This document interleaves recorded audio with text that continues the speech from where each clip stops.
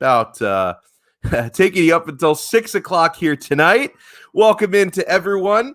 So it is Memorial Day. And guys, I hope everyone is having a good, reflective Memorial Day. I'm sure a lot of you are out of work as it is, a company holiday around most places. I hope you spent some wonderful time already today with your families. If you get a chance to do some grilling, knock back a few drinks, I could certainly understand that being a nice way to spend some time and enjoy yourselves today. But I hope that everyone remembers throughout the day today that this is not just, a random long weekend. This is not just a Monday that we all decided, we're not going to do a whole lot today. Like, remember why we observe this day, okay? We honor the brave men and women who lost their lives defending our freedom.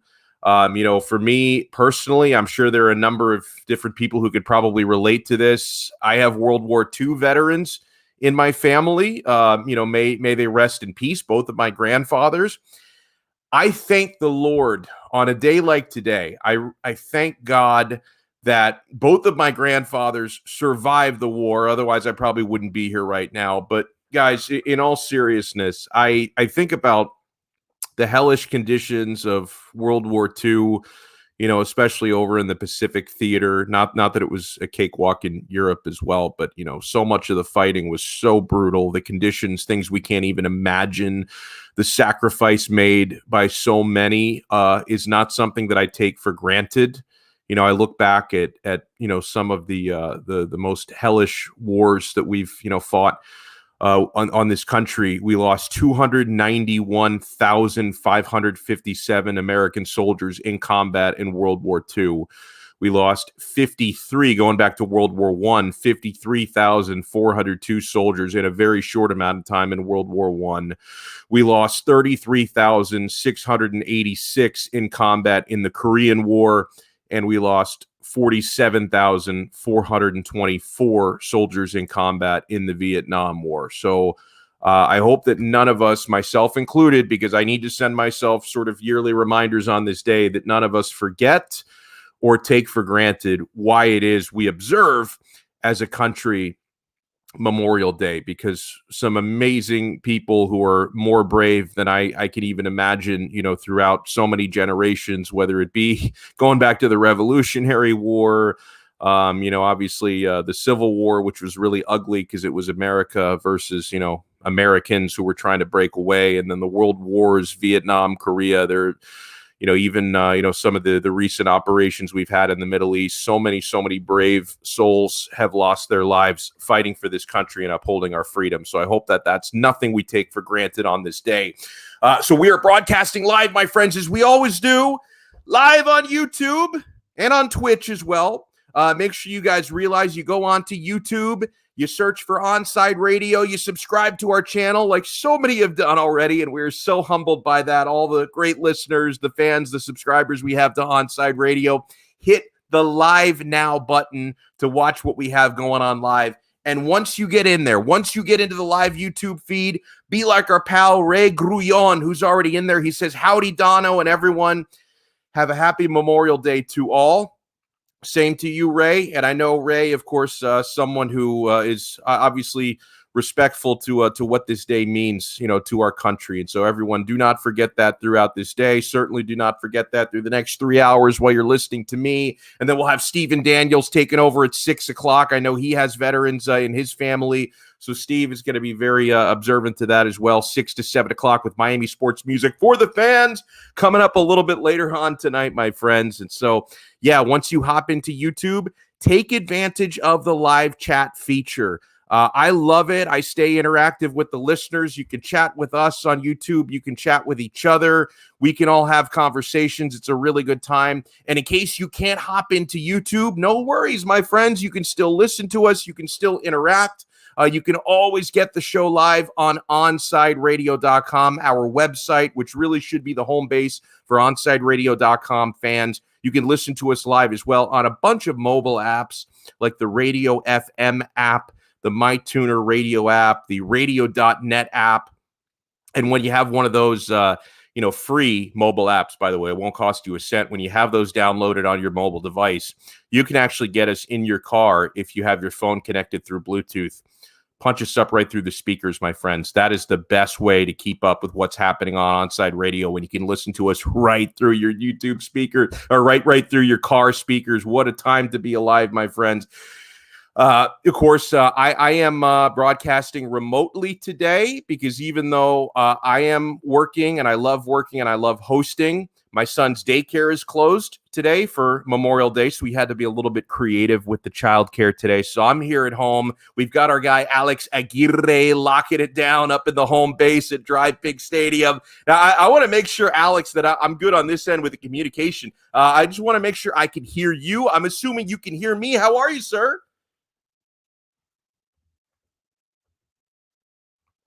That is weird. I cannot hear Alex. So I don't know. That may be something we have to figure out. That might be something in my audio settings. I don't know, but I can hear myself, and I can see you guys tuning in. I think is the most important thing. And so if you want to get in, you can get in touch with us via the station text line as well at 844-416-8123. That's 844-416-8123. We check the text throughout the show. Hello to Cap for Life, who's connecting with us as well on the YouTube chat. I hope you are having a wonderful day, my friend. And, I'm managing to try and stay happy, try to keep a pep in my step, try to stay optimistic on a day like today, even though, my sports teams, I have been taking nothing but L's for the past few days, right? I mean, you go back to last week when my Florida Panthers got bounced from the Stanley Cup playoffs. Our Miami Heat got swept over the weekend. Inter Miami, we're going to talk about that throughout the show today. They had a really, really bitter, brutal defeat on Saturday in front of a capacity crowd at Drive Pig Stadium. Huge thank you to all the fans who showed up. I know that it wasn't a performance you were hoping to see out there. You were hoping for a victory in the historic first full capacity game in Inter Miami CF franchise history, but still, you guys showed up. You cheered your butts off. You whistled and jeered at times. The supporters groups over in the end were drumming and singing and chanting for the entire game. Inter Miami, I'm telling you, they have the best fans in Major League Soccer. You guys showed up so strong for that game, and I thank you so much for doing that. But Inter Miami lost over the weekend. The Miami Heat got swept on Saturday. Even the Marlins lost a couple of games over the weekend, although mercifully they had a game against the Red Sox postponed due to a rainout yesterday, so they couldn't lose 3 times over the weekend. They only lost twice over the weekend, and we have a lot to get to today, post-mortem, when it comes to the Miami Heat. Now, you guys know throughout the year, I was very critical, very down, very pessimistic for most of the season with the Heat. They had their moments in February and March, right? They had some times where it looked like things were coming together. They had a long winning streak that started in the end of February. Initially, I liked what they did at the trade deadline, getting Victor Oladipo for essentially nothing. Then we come to find out you get what you pay for, and he was damaged goods once he got here. So still, though, for most of the season, I was very pessimistic. I wanted Riley to be more active and trying to improve the roster. I didn't really believe in what we had as being a contender to win the East again, right? I mean, I know the Heat won the East last year. They got to the finals. I didn't see that in the cards this year, and they lived down to my expectation. I will say, though, that I think being swept, we might look back at that as, in the long run, a blessing in disguise. First of all, getting swept in itself, it puts us out of our misery, right? It was an act of misery by the Milwaukee Bucks not to let their foot off the gas pedal in Game 4. We all know the series was over when the Heat were down 3-0. 140, now 141-0 are NBA teams that take a 3-0 lead in a best-of-7 series. No one has ever coughed up a 3-0 before. So if the Heat had won Game 4 and forced a Game 5, they would only be prolonging our suffering at that point. But why I say that getting swept, I think, is going to be a blessing in disguise in the long run.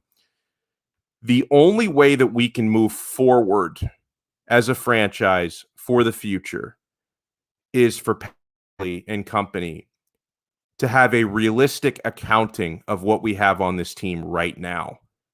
You look at a team like Milwaukee. They had a good team last year. They already had one of the best players in the world in Giannis Antetokounmpo. Yet in the offseason, Milwaukee actively worked to get better, while the Miami Heat did not. Milwaukee made an aggressive trade acquiring Drew Holiday. They gave up a lot of future assets in the process. People question, are they giving up too much? No, that was a team that wanted to make their superstar happy, wanted to add another all-star, wanted to give their team a better chance to win now. They improved their team in the offseason. The Heat did not. Same thing with Brooklyn, who, of course, made a very aggressive move acquiring James Harden, something the Heat were not willing to do.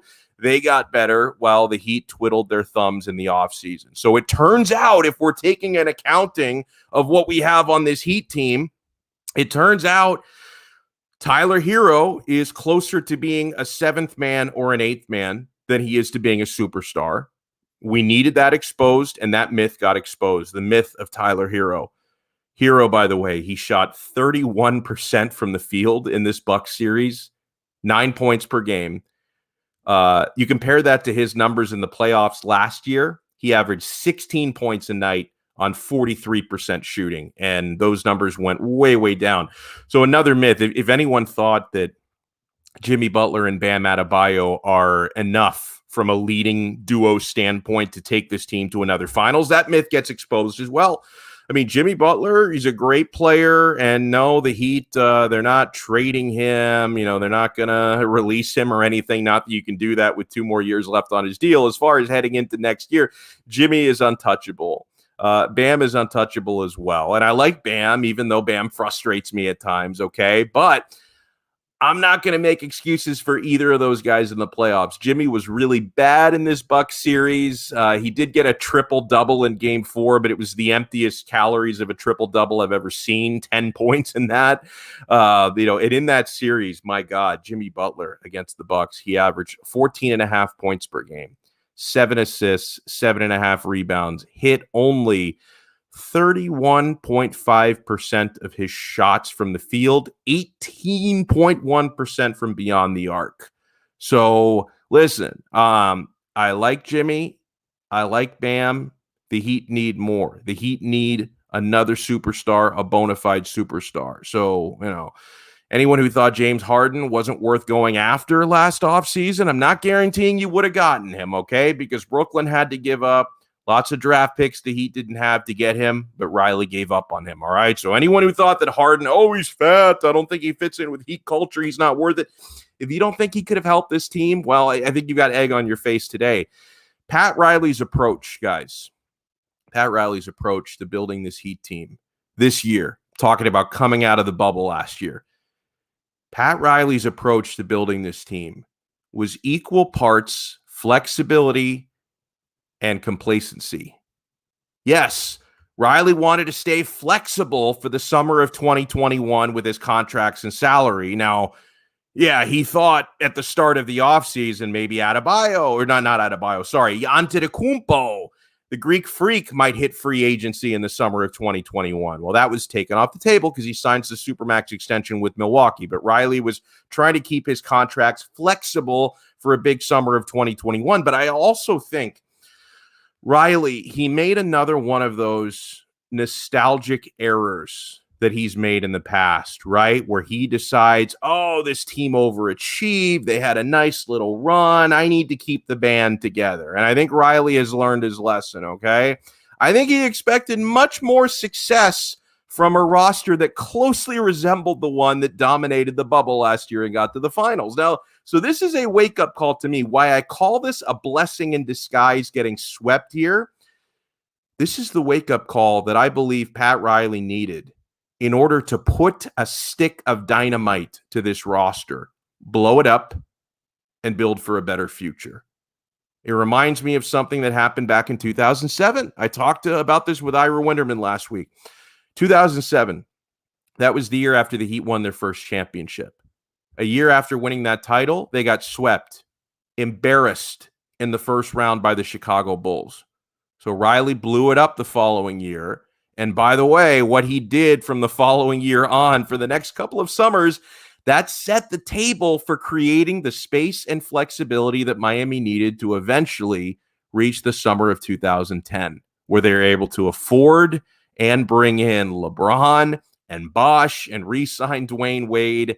Had the Heat not been embarrassingly swept from the playoffs in the first round of 2007, I don't know if Riley would have had that epiphany.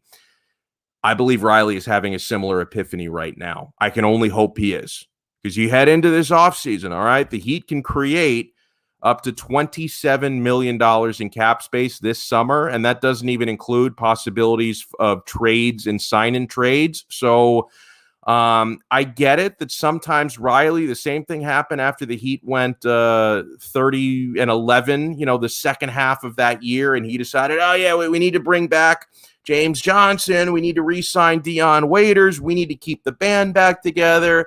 That was a nostalgic miscalculation by Pat Riley then. I believe Riley committed another nostalgic miscalculation this past offseason, but now the nostalgia has worn off. The bubble has burst, and I think Riley understands this core, aside from a couple of pieces that, I don't believe are going to get, Jimmy Butler's going to be back next year. We know that. Bam, back next year. I kind of want Udonis Haslem back next year. Don't shoot the messenger. Like, don't hate me just because I love UD. But I tweeted out over the weekend that UD should be the only untouchable on this roster. Everyone else can go. Udonis Haslem, honestly, he contributes more just being like a rah-rah sideline guy than some of the actual players on this team. Like, I feel like Udonis Haslem playing 3 minutes had a better season than Tyler Hero did. Like, I would be more anxious to keep UD than I would half the people on that roster, man. Oh, my God. Alex Aguirre says, Donno, I am here. All right. Well, I got to figure out a way that I can actually hear you, like through my headphones, because if I can't hear you, I don't know how I'm going to hear later this hour. Jeremy Tache from Bally Sports Florida is going to join us 3:35 p.m. 4:35 p.m. We're going to talk with Alex Windley from MLS Multiplex. So we're going to have some fun conversations today. I'm going to have our winners and losers coming up. Cap for Life says, preach, Donno, your thoughts on James Jones and Sean Marks being top 5 GM of the year candidates. Honestly, I don't give a rat's ass about GM of the year voting. It's just, it's a popularity contest. Like, I don't care. Like, people freak out so much about these awards that are given out. Dude, the only awards in sports that I care about are championship rings. Like, you take these stupid votes of media and fans, like, how many times now, not this year, but how many times should Pat Riley have won GM of the year and they snub him? Like 2010, Pat Riley put together the big three and they gave GM of the year to Gar Forman from Chicago. It's like, dude, I do not give a shit who they give these year-end awards to. The only year-end award I care about is a goddamn championship. And we know we're not winning it because we get swept in the first round, man. We get swept in the first round. 844-416-8123 is how you reach us. That's 844-416-8123 on the text line. We have a lot coming up. When we come back, I hate to say this because I think this is the first time this has ever happened, but I actually have more losers than I have winners in the upcoming winners and losers of the weekend segment. So we have that to look forward to when we come back. You're listening to the only locally owned sports station in South Florida. We are OnsideRadio.com.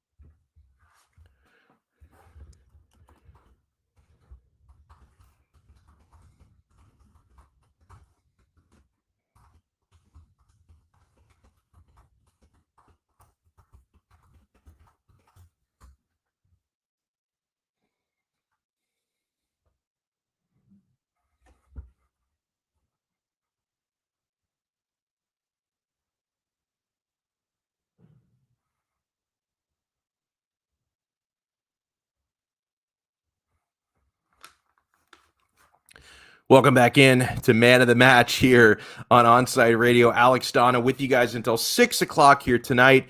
In about 12 minutes, we're going to talk with Jeremy Tache from Bally Sports, Florida.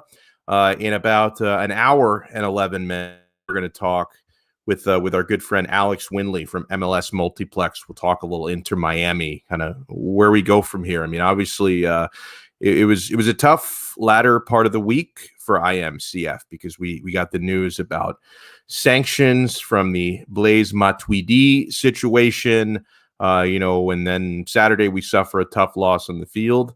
Honestly, as far as the sanctions go, it could have been a lot worse. Like there was some financial penalty. I think losing the $2.2 million in allocation money is not going to be a picnic because it makes it a little bit harder, to improve the roster, of course, moving forward. But what a lot of Inter Miami supporters were really fearing did not end up coming to pass, and that was a potential points deduction, because a potential points deduction can, however many points they would have even thought about taking away could really cripple your playoff chances and really set the team back. So there was no points deduction, which was good. I will take that as a blessing. There were just some financial penalties imposed, and so hopefully we can move on from here. Obviously, it's a little bit concerning when you follow up the bad news late in the week with a tough performance on the pitch over the weekend. So I think that this club, they need to create a siege mentality, an us against the world mentality, because a lot of people are talking a lot of crap about Inter Miami, and I think that they need to use that as bulletin board material, my friends. They got to use that. All right, so it is time, my friends. A tradition, we love to do this on Mondays. We'll get our winners and losers from the sports weekend.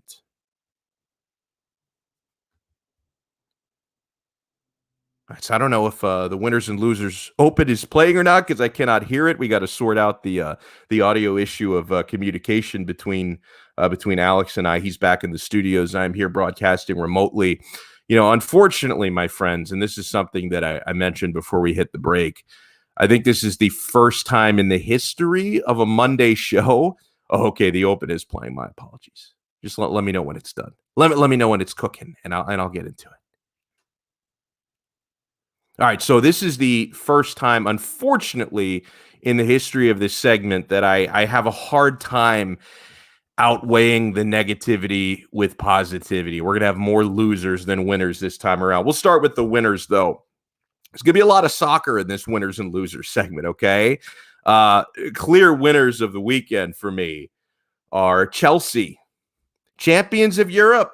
They got it done. They beat Manchester City, which I honestly wasn't expecting. They beat Manchester City in Saturday's Champions League final. And my God, midfielder N'Golo Kante was incredible, absolutely incredible. The only thing that annoyed me about the game was not the game itself, but the coverage, because the CBS sports coverage, I thought, did kind of a crappy job, because the post-game show, I was watching the post-game, and they only talked about one player. Despite the fact that N'Golo Kante was freaking heroic, the only guy that they talked about in the post-game, because it's the American coverage, was Christian Pulisic.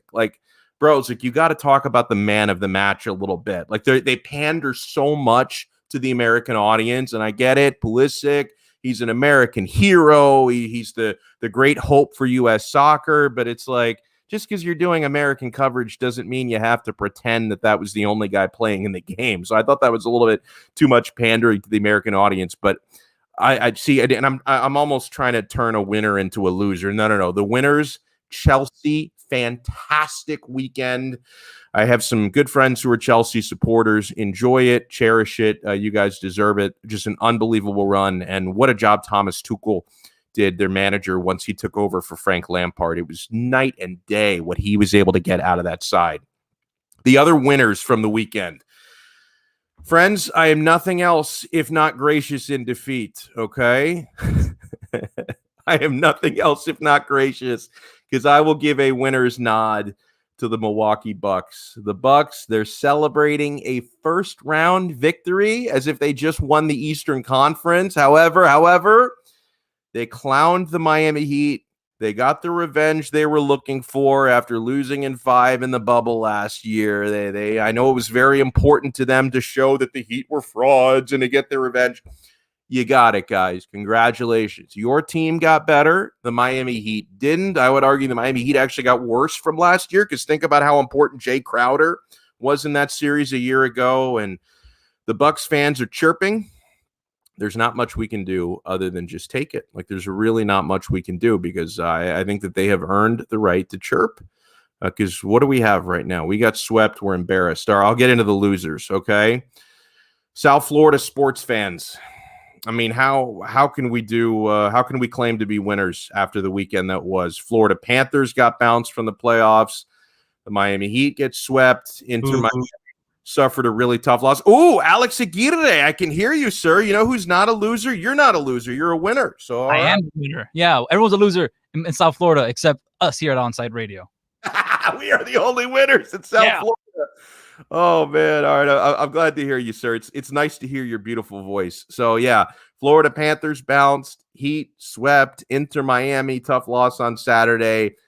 Alex, your Marlins took 2 L's over the weekend as well. Were you a little bit relieved that that yesterday's game got rained out so you couldn't suffer the trifecta? Yeah, so relieved. I was like, this is sloppy. It's been raining all weekend. This is not looking good. The South Florida team, we've been playing in a dome for this whole time now, so we have to worry about this. And all of a sudden, we're throwing in guys who really haven't played have never played in Fenway before. And now you got to top it off. You got to add the weather element to it as well. It wasn't fun to watch. I was happy. Game 3 was postponed. No doubt about that, man. I have 2 friends. One of them is Tito Bonacci, you guys know, who are Inter Miami, Miami Heat, Florida Panthers, and also Manchester City fans. So people who fall into that category had an even tougher weekend. At least I only took 3 L's over the weekend, not 4, because I didn't have a horse in the race of the Champions League final. I did have some money on Manchester City, so maybe I technically had a horse in the race, but I don't have any rooting interest between either of those teams. So if you count my betting L, I took an extra L over the weekend. But yeah, I know some folks who are Heat, Panthers, Inter Miami, and Manchester City fans, so they took an extra loss over the weekend. Here's another loser, ESPN. Or you know what? The loser might just be like the American television audience here. So the U.S. men's national team was playing a friendly over the weekend, and ESPN sent out this alert. Due to another live event currently airing on ESPN, coverage of Switzerland versus the USA can be seen live on ESPN3. That's internet only. Do you want to know what they preempted the U.S. men's national soccer team for? They preempted them for college softball. My God.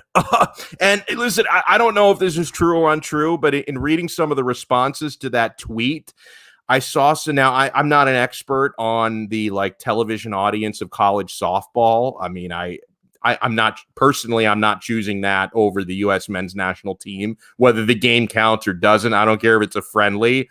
I'm not going to watch college softball over, the men's national team. But some people claim, well, that college softball, they actually do better TV ratings than them soccer players do. Them floppers out there, they fall over when they get kicked in the shins. I like me and my softball better. So I don't know if that's true or not. Some people were claiming that college softball gets better ratings, but it's kind of a sad look that, a large American cable station would preempt, the national team of men's soccer in order to air college softball.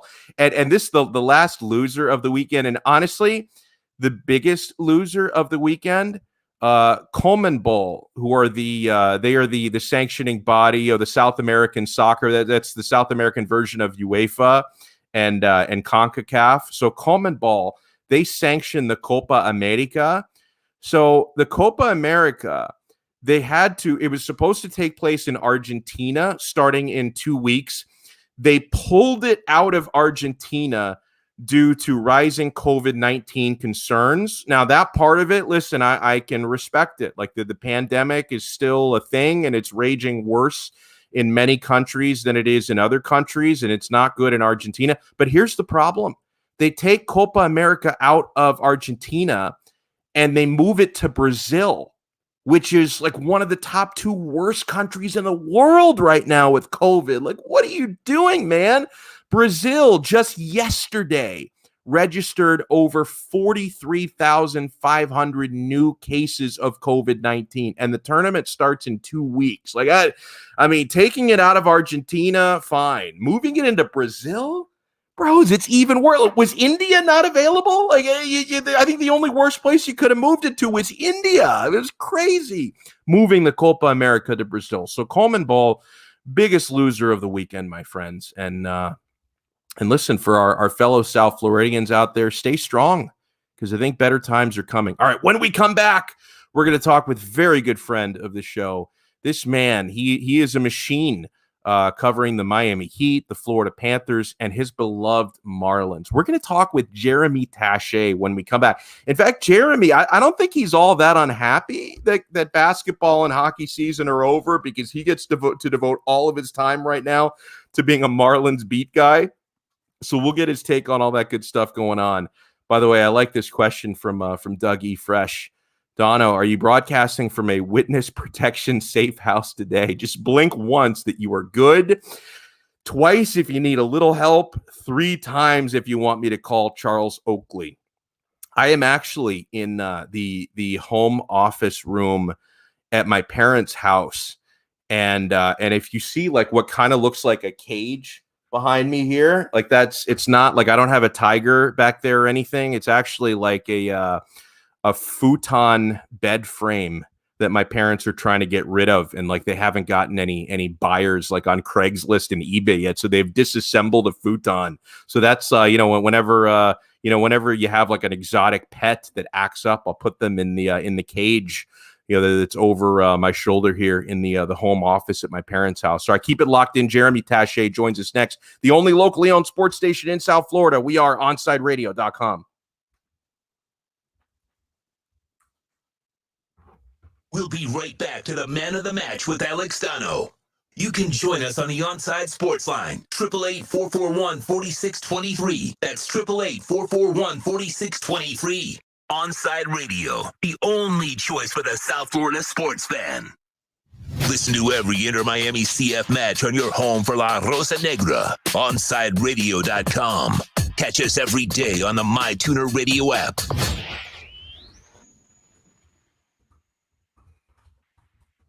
If you missed Onside Zone with Big O, you missed.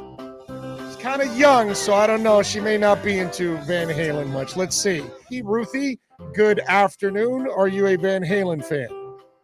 You know, I just had to Google Van Halen. I'm not going to lie to you. I just literally have it on my computer right now. The Onside Zone with Big O. Weekdays 11 to 1 p.m. Only on OnsideRadio.com.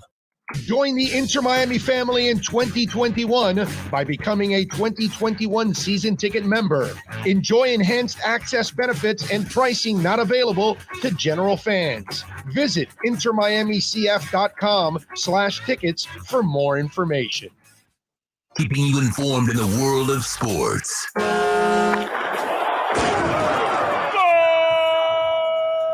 With an OnsideRadio.com sports update.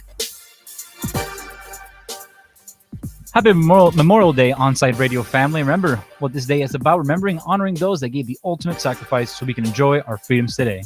Unfortunately, it wasn't a good Memorial Day weekend for South Florida sports, as the Heat were eliminated from the NBA playoffs on Saturday after a 120-103 loss to the Milwaukee Bucks. Inter-Miami CF lost 3-0 in front of a full-capacity crowd at Drive Pink Stadium on Saturday night. They are off until June 19th, where they will travel to play DC United. And the Marlins game was postponed yesterday in Boston. They are off today and will head to Toronto to take on the Blue Jays in their temporary home in Buffalo. You are listening to the only locally owned South Florida sports talk station. And coming up, it's more Man of the Match with Alex Donno right here at OnsideRadio.com. Parents, we know we can't protect our kids from everything. Eventually, they're going to bump their heads or scrape their knees. But we can protect them from 6 types of cancer. HPV, or human papillomavirus, is a common preventable virus that can cause cancer later in life.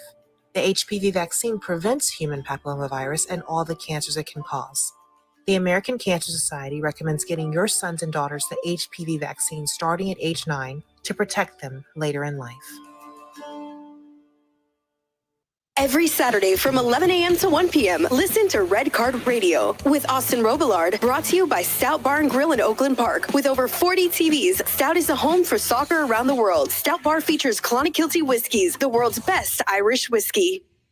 There's no need to drive around South Florida wasting valuable time looking for a new or certified pre-owned Acura. Go to the #1 volume sales dealership in the Southeast United States. Craig Zinn's Acura of Pembroke Pines. Purchase with pace and space in a dealership tailored to your needs. From home buying to providing that personal touch. Contact the 2020 Satisfaction Award winner Craig Zinn's Acura of Pembroke Pines. 888-776-5123. That's 888-776-5123. Or visit them at 15601 Pines Boulevard in Pembroke Pines.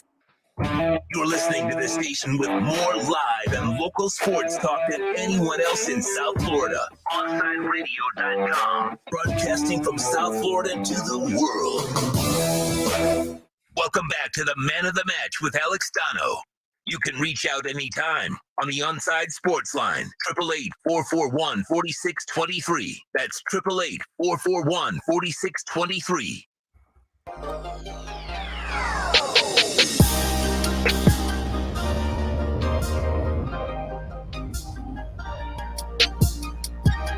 Welcome back in, Man of the Match with Alex Donno. I'm Alex Donno here on OnSideRadio.com, taking you guys up until 6 o'clock tonight. That's when we hand it off to Stephen D on Miami Sports Music for the Fans. I'm very excited to bring in a guy who's become a great friend of the show, has been working so hard on Bally Sports Florida. He is the creator and the host of the really awesome Breakfast at Jeremy's series. Now, I know he's going to have a few less Breakfast at Jeremy's coming up for the next couple of months now that the Heat and Panthers have been bounced, but he loves his Marlins, so he's got a lot of baseball to focus on. Jeremy Tache is with us. Jeremy, how you been, sir? I'm great, Alex, man. Your intros just bring me so much joy every single time I come on this show. So thanks for having me. I love being a friend of the show. Oh, we love it too, man. You do such an awesome job. So before we get into to full on baseball mode, I do want to put a wrap on the Miami Heat season. It's never good to go out this way. I mean, getting swept, it's really, really tough. I know there's going to be a lot of reflection, I'm sure, from the players and from management and coaches. If I always try to find the silver lining, Jeremy, and I think that this could end up being, I think, a pretty important gut check, or maybe we prefer the term heat check for Pat, because, we remember, the last time the Heat got swept out of a first round was, the year after they won a title in 2006. They get swept by the Bulls in 2007, and Riley really made a lot of difficult but sweeping decisions with the roster. And I kind of wonder if we're really going to see Pat get aggressive and creative in rebuilding this team. Like, how do you think that the offseason may end up being approached here? Yeah, it's so complicated because of where the Heat roster is, where there is such an ability to completely make up the roster, right? There's only 5 guys under contract: Bam, Jimmy, Tyler, KZ, and Precious. That's it. After that, everybody is either a restricted free agent, an unrestricted free agent. There's options within there. But this roster could look entirely different come next season. Do I necessarily anticipate that? Maybe not entirely different. There are going to be tweaks anytime you get swept out of the first round in the playoffs. If you're any organization, let alone the Miami Heat, that expects more, you're probably going to be making some changes. No different than last year, right? We just saw the Bucks make changes specifically because of how and why they lost to the Heat. The Heat will probably make some counter moves, try to get a little more athletic, try to maybe get a little bit bigger, to have guys that are in the front court that you could play alongside Bam that can provide some rebounding and size, similar to Dwayne Dedmon, whether that's re-signing him or not. So, yeah, I think you could see this team look very different. It's something that I did actually focus on a bit on the last episode of Breakfast at Jeremy's, where I talked about how, this group brought us a very specific amount of joy, a very specific joy in a very specific time. And it is going to feel almost like like we blinked and all of a sudden this era maybe came and went of Miami Heat basketball, of Hero and Nunn and Robinson and all those guys with Jimmy and Bam. It could look very different next year. And so, I'm just taking the time to reflect and appreciate the group that's currently constructed. Something you hear a lot from the outside are, Miami were bubble frauds last year. I mean, I don't know why people can't just give that team a little bit of credit from last year. And listen, it's not exactly the same team as last year when, Tyler Hero clearly hit a sophomore slump. Goran Dragic is a year older and he's not a spring chicken. I mean, they did have Jay Crowder on the roster last year, not this year, and he was tremendous in the playoffs, especially in that series. So I don't really understand why people just have this urge to try and, it's bad enough the Heat just got swept, but it's like they're also trying to discredit the team from last year as well. I mean, I wonder if the Lakers go down in the first round, if they're going to be called bubble frauds as well. And well, there's this really funny dynamic with Heat basketball where people across the NBA don't seem to really hate on LeBron and his success anymore, but they still hold this grudge against the first place that it happened. Like, it really feels like there's still sort of this hangover hatred of the Miami Heat. And the predominant idea that I saw on Twitter was really carrying over more so like this organization and Spoelstra, and nobody's any good without LeBron. And we can justify that by saying last year was a fluke in the bubble. And so really you haven't done anything since, when obviously that's patently false. They have done things since. They made the playoffs. They made the finals with a completely different roster. I think that if those Lakers go down, we've seen Denver have to battle a bit. They got injured. Boston's going to go down. And the reality is you're going to look at the four teams that had this remarkably short offseason, and you might specifically look at the Heat and the Lakers and say, oh, their bodies broke down because they had the shortest offseason ever. And so both of these teams were lower seeds playing better teams than they probably would have had to if it had been a different regular season, maybe even a longer regular season for that matter. Look at what the Heat were doing toward the end of the year and sort of peaking at the right time. I think that if anything, if there's an asterisk on a season, it should be 2021, not 2020. This is the year where you've seen all these teams have to deal with how many superstars went down this season. I mean, stars across the NBA for entire years. You missed LeBron and Anthony Davis for most of the season. You missed Jamal Murray. A number of other players went down too. We saw ACLs all over the league. So to me, this is actually the season that I'd look at with a bit of a grain of salt, more so than the bubble, where the bubble to me accentuates, okay, which teams are the best, literally in a vacuum. Isn't that what we always ask for? Isn't that what we always are wanting? Where home court advantage doesn't necessarily influence who's actually the best basketball team. So to me, last year is a greater representation of this one. And if you want to say anything's a bit fraudy, it might have been Jay Crowder's performance, because we've seen what he looks like this playoffs with the Suns. And so maybe that production from the power forward position was irreplicable, and that might be the one fraudy part. But you know what? Every team that makes it to a championship that's a bit surprising has one or two of those players have terrific playoffs. So to me, I don't find any sort of fraud within these last couple of years. We are joined here by Jeremy Tache from Bally Sports Florida and Bally Sports Sun.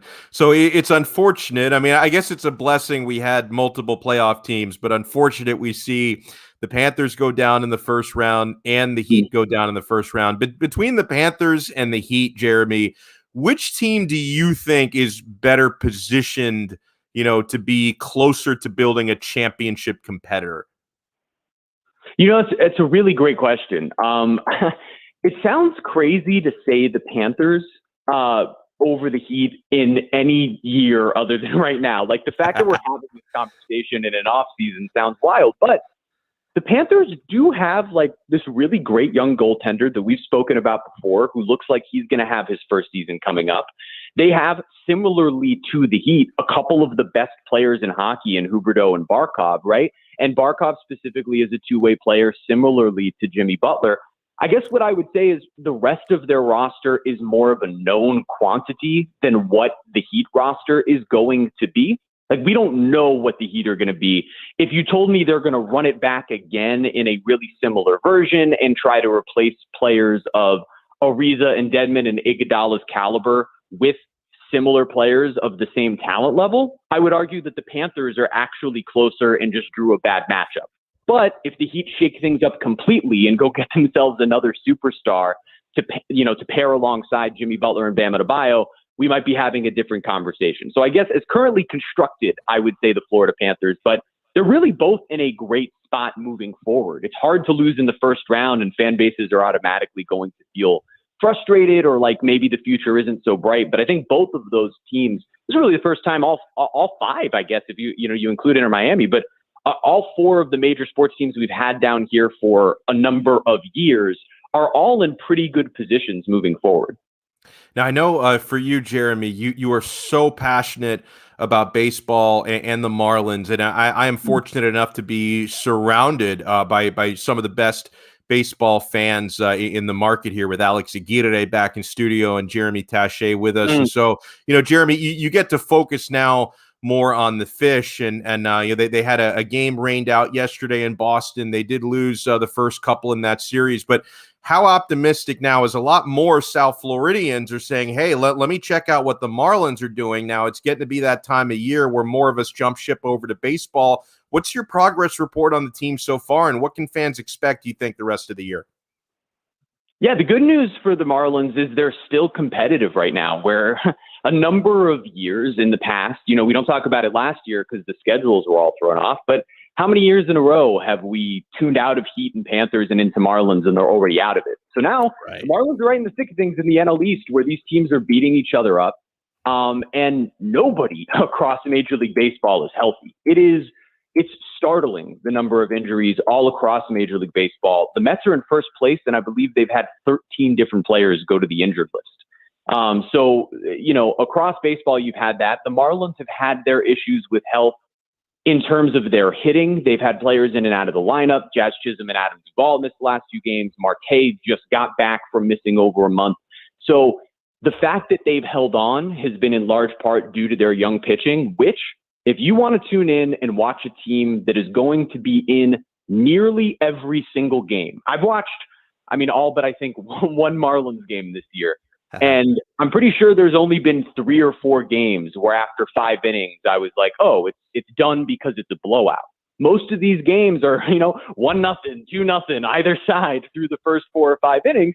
And it's been pretty entertaining baseball. And to me, something that is something to look forward to with this team is, if they can ever get healthy, we've seen enough spurts from individuals within their order, whether that be Jazz, Starling Marte, Garrett Cooper, Adam Duvall, all these guys, that if they can actually put it all together and make a couple of call-ups where, the way they're looking at it is, if we can just kind of hold on till near the trade deadline and then get a healthy Sixto Sanchez and almost add him as if we're trading for an ace at the deadline, then all of a sudden you're looking at a team that's like, all right, we're in prime position to make a playoff run. So the next couple of months are huge for the Marlins in terms of maintaining their starting pitching health. But if they can, and they can manage the innings with Trevor Rogers, who looks like a Cy Young candidate, Sandy Alcantara, Pablo Lopez, truly, it's fun to watch this team, and they're going to at least hover around 500 for most of the season, which is just about all you can ask for compared to what some of the previous 162 game seasons have been. Awesome stuff here as always. Jeremy Tache, he's a digital host and reporter for Bally Sports Florida, host and producer, co-host and producer as well for Swings and Mishes. And you guys, you're going to be delighted with the baseball breakdowns from Jeremy. Does a fantastic job there. Jeremy, thank you so much for taking the time, my friend. And I hope you're having a wonderful, reflective Memorial Day today, my friend. Thank you so much for taking the time. I am. Thank you. And looking forward to talking Marlins with you all summer long. I love it. Good stuff there from Jeremy. Yeah. And you know what, man, I know I'm covered with Marlins stuff, whether it be from Jeremy, from Alex Aguirre, Christian Chase. We can connect with so many great folks. So it's going to be awesome. We will wrap up the 3:00 hour when we come back here on Onside Radio. Hey, Inter Miami CF fans can join us for every road game as we broadcast live from Dangerous Minds Brewing Company, 1901 North Federal Highway in Pompano. You can join Big O and myself. You can enjoy the delicious food. It's so good, and incredible house drafts and giveaways. Inter Miami CF fans, your new home for every road game is Dangerous Minds Brewing Company in Pompano. Follow them on Twitter at Dangerous Minds B and on Instagram at Dangerous Minds Brewing. You can connect with us at OnsideRadio.com by sending us a text at 844-416-8123. Save it on your cell phone, 844-416-8123. No better place to send your comments, ask questions, win prizes. OnsideRadio.com, the only choice for the South Florida sports fan. Every Thursday, NBA fans can catch one of the best basketball shows in the country when Ethan Skolnick and Ira Winderman host Inside the Paint. Listen to two of the most knowledgeable and connected reporters in the business. Get year-round insight every Thursday at 10:30 a.m. with Inside the Paint on the home for hardcore basketball fans. OnsideRadio.com. Hey, it's Toast, and when I got PGT custom windows and doors installed at my house last year from B&T Windows and Doors, I knew that I was protecting my house when it came to hurricanes, but I was also investing in my house. My value went up. My home insurance cost went down. Yeah, I can now get more for my house when I sell it because I have PGT custom windows and doors installed courtesy of my buddies at B&T Windows and Doors. Just another reason why you should upgrade your house today. Give them a call, 954-233-0126. That's 954-233-0126, B&T Windows and Doors.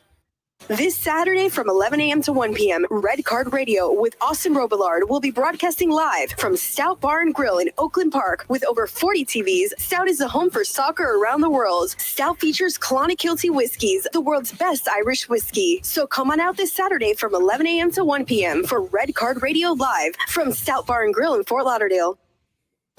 You're listening to the station with more live and local sports talk than anyone else in South Florida. OnsideRadio.com. Broadcasting from South Florida to the world. When you're looking to add that extra style and protection for your home or business, visit A Shade Above Window Fashions in Davie or Sunrise, where plantation shutters are a major part of our business, and they look great in any home. We have them in white, stained colors, and wood tones. We can even motorize your shutters like the one in the OnsideRadio.com studio. A Shade Above Window Fashions, 954-434-4774. That's 954-434-4774. Love the space you live in. A Shade Above Window Fashions. You're listening to the only sports station in South Florida that likes to take your calls. 888-441-4623. We connect with a South Florida sports fan because we are South Florida. Locally owned and operated. 888-441-4623. OnsideRadio.com. South Florida's home for real sports talk. Welcome back to the Man of the Match with Alex Donno. You can reach out anytime on the Onside Sports Line, 888-441-4623. That's 888-441-4623.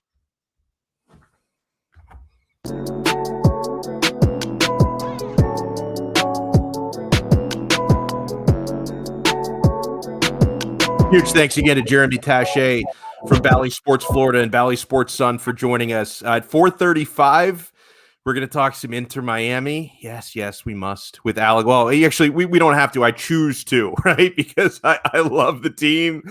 Honestly, maybe we should have spent more time talking Chelsea and their Champions League victory. But I do want to talk some Inter Miami CF in the 4:00 hour, despite their completely no-show against DC United. In fact, I see my pal Richard Carmen in the chat now. He lives in the DC area. I'm pretty sure he's a DC United supporter. So I think he showed up just to talk some crap. I mean, he's a good friend of mine through Italian soccer, and he's also a DC United guy. So I think he's here just to taunt all of us. But you know what? To the victor goes the spoils. I wouldn't blame many Milwaukee Bucks fans like Frank Crivello for talking some trash. I don't blame Richard Carmen for talking some trash as well. After that dominant DC United 3-0 victory. Forza DC United, he says. Oh, my God. By the way, speaking of laughing at the misery of others, I got a good question from our listener, Marla. She asked me after because the Heat got swept, of course. She knows that I'm a Knicks hater, okay? She asked me if the New York Knicks now being on the ropes, right? They're down 3-1 to the Hawks. They're getting blown out. Does that make me feel better as a Heat fan about what happened to Miami? Like knowing that, yeah, I'm a Heat fan, so I'm miserable getting swept by Milwaukee. But as a Knicks hater, does it make me feel better about the Heat because of what's happening to the Knicks? Well, yes and no. Okay. No, it doesn't make me feel better about the Heat, but the Knicks being on the ropes, it does make me feel a little bit better about the universe. I mean, there is so much arrogance, so much false bravado that comes from the Knicks fan base. You know what I've seen so much of since the playoffs started? We're seeing a lot less of this now that they're an embarrassment. But when the playoffs started, I keep seeing people say to fans and media, oh, the NBA is just so much more relevant when the Knicks are good and competitive and the Knicks are in the playoffs. It makes the entire league better. Okay, if you think the NBA is only relevant when the Knicks are in the playoffs and good, I guess and they're not good right now, by the way, but I guess now the NBA has not been relevant for like 25 years. Okay, because when was the last time the Knicks were actually decent? Late 90s? I mean, when they used to take playoff series from the Heat, because from where I sit, since the late 90s, the Knicks have been one of the laughing stocks of the NBA. I don't know how it happens. I mean, you're in a league that is designed when you're bad, you get better draft picks, you get more ping pong balls in the lottery. The NBA has rigged the lottery for the Knicks before, frozen envelope with Patrick Ewing. You know, the NBA favors that market. Like, you're not supposed to, in that league, in a market the size of New York City, you're not supposed to stay bad for that long. The system is designed to reward being terrible, and yet the Knicks in 25 years have not taken advantage of it. So, yeah, it does make me feel a little bit better seeing the Knicks on the ropes. It does. 844-416-8123. That's 844-416-8123. Big 4 o'clock hour coming up. So, the Heat have some roster decisions to make. I do want to get into that. And, I got to tell you, for as much as I may dislike his team, I only have nice things to say about Giannis Antetokounmpo. I'll explain what I mean when we come back here on Onside Radio. Hey, every Thursday from 7 to 9 p.m., you can catch Fight Night with me and James Walker. It's the show dedicated to combat sports, from the UFC to boxing to bare-knuckle brawling. Alex and James, well, that's me and James. God, this is what I Ron Burgundy, that one. James and I provide combat sports fans the insight and interviews they crave. Tune in every Thursday night from 7 to 9 p.m. for Fight Night. Search and subscribe to the podcast by searching Fight Night on the home for combat sports, OnSideRadio.com. We'll be right back to the man of the match with Alex Donno. You can join us on the Onside Sports Line, 888-441-4623. That's 888-441-4623. You're listening to the home of Inter Miami CF. His strike is a decent one. It's fired in the top right corner. Gonzalo Higuain opens his account for Inter Miami. OnSideRadio.com, where the passion for La Rosa Negra runs deep. Inter Miami CF fans, join us at our new home this season for all away games as we broadcast live at Dangerous Minds Brewing Company, 1901 North Federal Highway in Pompano Beach. Join Big O and Alex Donno for the live pregame, halftime, and postgame shows while we watch the games. Enjoy meticulously brewed beer on site, delicious artisanal pizzas, live music, and giveaways. So, the new home for all Inter Miami road games is at Dangerous Minds Brewing Company at the Pompano City Mall, where they'll feature all the Inter Miami games. Follow them on Twitter at Dangerous Minds B and Facebook and Instagram at Dangerous Minds Brewing, and visit them at dangerousmindsbrewing.com. When you're looking for curtains and blinds to create a space of your own, look no further than Bandalux. Bandalux can tailor your space to your needs. Create the atmosphere and ambiance you desire. We invite you to discover it at Bandalux.com. Explore our new solar control systems, range of sustainable fabrics, and energy-efficient solutions that can improve your well-being and quality of life. Witness Bandalux Beauty. Go to Bandalux.com or follow them on Instagram at Bandalux_official. For a personal experience, A Shade Above Window Fashions in Davie and Sunrise is an official Bandalux partner. When protecting your family is your priority, there's nothing more important than the roof above the people you love. At Onside Radio, we recommend Chase Roofing and Contracting. At chaseroofing.com, they care about the customer. Chase Roofing provides reliable roof installation and repair without the destruction to our environment. Chase Roofing is powered by Tamara, who is owner and operated for 18 years. Chaseroofing.com is Google top rated and a AAA standing with the Better Business Bureau. Open 24/7. Call them today. Trust chaseroofing.com to fortify and protect what's most important to you, your family. If you're a Miami sports fan, then there's only one store to go to, and that's Caneswear at Miami Fanwear in Davie. They're your one-stop shop for all your Inter Miami CF, Canes, Dolphins, Panthers, and Marlins merchandise. They have hats, t-shirts, game day jerseys, and so much more. Located at 2511 South University Drive in Davie, and open 24/7 online at caneswear.com or intermiamiwear.com. Call them at 954-835-5597. Caneswear, the spot where Inter Miami and all Miami sports fans shop. You're listening to OnsideRadio.com. Catch up anytime by downloading the MyTuner Radio app. OnsideRadio.com, South Florida's true hometown station. You're listening to the station with more live and local sports talk than anyone else in South Florida. OnsideRadio.com. Broadcasting from South Florida to the world. The viewpoint, statements, or beliefs expressed on the following program by the host, guests, or callers are not necessarily the opinions of Onside Radio ownership, management, sponsors, website, or Inter Miami Marketing, LLC. Welcome back to the Man of the Match with Alex Donno. It's all yours. Just keep it right here. You can reach out anytime on the Onside Sports Line, 888-441-4623. That's 888-441-4623.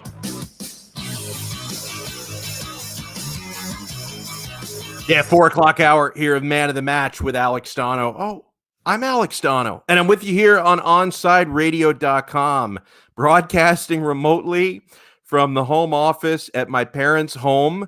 So you could see on one side of me it's always weird, like pointing on the camera because this thing does like a mirror image. So over to my left, you have some abstract modern art. Over to my right, people are asking what the photo is of the baby in the top corner. That is actually circa like 1981 or 82. An old photo of my older sister. Somebody asked if it was my son, if it was me. That's actually my older sister. As I've ransacked the home office at my parents' home, broadcasting today, because today, I'm working today, but my son's daycare is canceled, so I had to do some extra parenting today. Hello to everyone in the chat. We got our buddy Andy in Scotland who's in. Evening all, fins up, he says. We got Tony 2 times who's in. He says, Andy, what's up, buddy?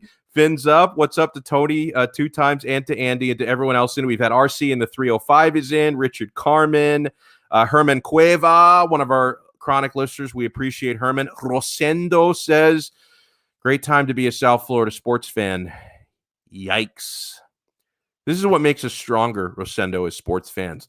I mean, think about how emotionally strong people are in Cleveland, right? I mean, not only do they have like women who are like 4s on the 10 scale just walking around everywhere, but historically their teams are almost always bad. You know, the Browns are getting better. They're on the right track. You know, they got a championship with LeBron a few years ago, but for the most part, their entire history is of crap sports teams and ugly women and probably bad food as well. And they have to pay state income tax there. I mean, why? You know, we don't pay any state income here in Florida. This is actually a place people want to live. You're telling me people in Ohio have to pay state income tax? It's like you're begging people not to want to live there. Get the hell out of there. Go to Texas, go to Florida, or if you want to pay state income tax, go live in a state that people actually want to live in and pay income tax to them. It's ridiculous, but all the L's that they take, my friends, builds character, okay? That's what we're doing right now. We're character building. I grew up very spoiled. I grew up in a time when I was a young, strapping lad in the 80s and 90s, even though they weren't winning Super Bowls, for the first 16 years of my life, was the Dan Marino era, which made me very spoiled, okay? I was incredibly spoiled as a Miami Hurricanes fan growing up because title after title after title after title. Got a little bit older. I was spoiled by the Miami Heat. Marlins have won 2 championships. I was like 13, the first one that they won, 18, 19, the second championship that they won. So what we're doing now with all these teams taking L's, we're building character, my friends. This is going to make us stronger. We're all going to be like super soldiers by the time we get out of this nonsense, man. We're all going to be much, much stronger, I think, for this in the end. So make sure, by the way, because maybe some of you guys, because I'm looking forward to seeing everyone on the YouTube chat. We got Ray Grullon in there as well, Cap for Life. Tony 2 times, I think, mentioned he was in there. And by the way, Tony was right to point out that I mentioned how I was a little bit annoyed after the Champions League final. Congratulations again to Chelsea. But if you're watching the American coverage on CBS Sports, after the Champions League final, even though N'Golo Kante played the freaking game of his life, for the American post-game coverage, all they talked about was Christian Pulisic, just pandering to the American audience. Like they think we're stupid. And like Tony points out, if he would have scored, forget about it. You'd hear the kid's name every day for a year. God, I hope that in the 2 World Cups that are coming up, 2022 in Qatar, and then the big one, is 5 years away, but 2026 in North America is going to be huge. And he's going to be, like 25 years old at that time. So he's going to be like in his prime. If he ends up like scoring a bunch of goals in the World Cup and really just carrying America on his shoulders, he's going to become bigger than sliced bread, that kid. So I hope he does it. I hope he can actually earn that, man. I hope he can. Something that really is getting out of control, out of hand. It wasn't just an isolated incident, right? We remember last week, Russell Westbrook had popcorn dumped on him. Trae Young got spit on. And then we had over the weekend, Kyrie Irving, who I know is not very popular now in Boston. He's back there as a member of the Brooklyn Nets. Did you see that water bottle that was chucked at him and missed him by like an inch in Boston? Now, again, like we know that you're going to have scumbag fans all over NBA arenas, and the hot spots for a lot of that scumbaggery are places like New York, Philadelphia, and Boston. Okay, we know that there are a lot of unruly sports fans in those places, but still, I'm shocked by the number of incidents we're having of just unreasonable, unruly, asinine, idiotic fan behavior. It just so much is happening in such a short period of time. Like it really is disgusting. Now, in the case of this absolute lowlife at TD Garden in Boston, I know that the authorities there, this is what the TD Garden said in a statement. We will support and provide assistance to Boston police as this incident is under review. They found the loser who did it. It wasn't that hard to find him. I mean, it's pretty obvious.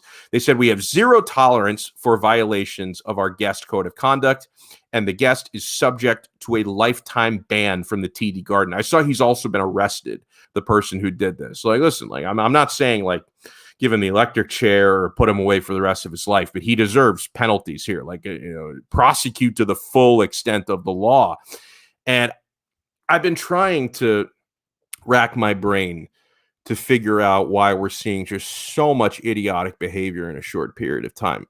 There's a number of factors you can go to.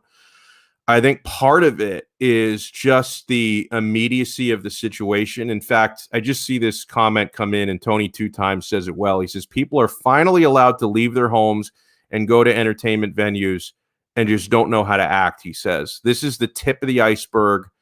Wait until football season starts.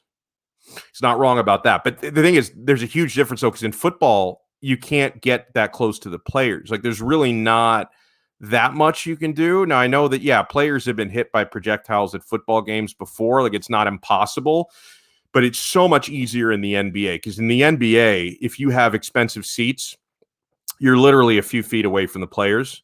Now, I guess there's one thing that they do have in football. Like, you still have to walk through a tunnel, and there's sections of fans over the tunnel. So I guess it is possible in football stadiums when you're going back to the locker room, the players, they have to walk into the tunnel, and somebody could hit them with popcorn or whatever. So it's not impossible, but just it's so much more likely for that stuff to happen in the NBA because the fans are so close to the players, like unreasonably close.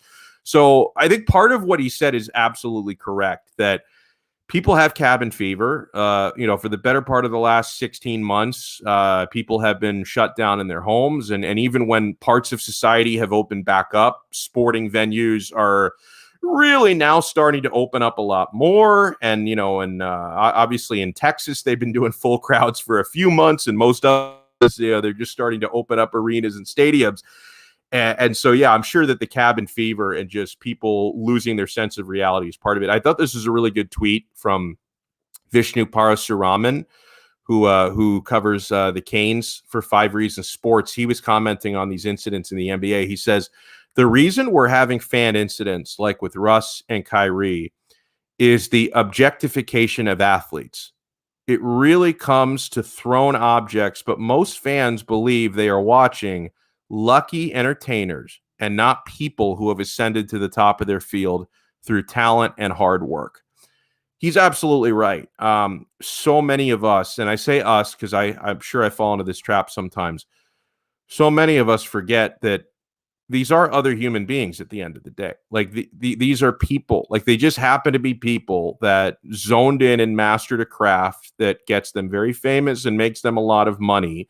But it's not normal behavior. Like, if you're walking down the street, you're not just going to throw a water bottle or dump popcorn on the head of a random stranger. Like, it's not acceptable, normal behavior in society. If you do, like, if I'm walking down the street and I dump a tub of popcorn on some dude's head, he's probably going to punch me in the face, and I probably deserve that, right? But yet people feel entitled. They feel I paid all this money for a ticket.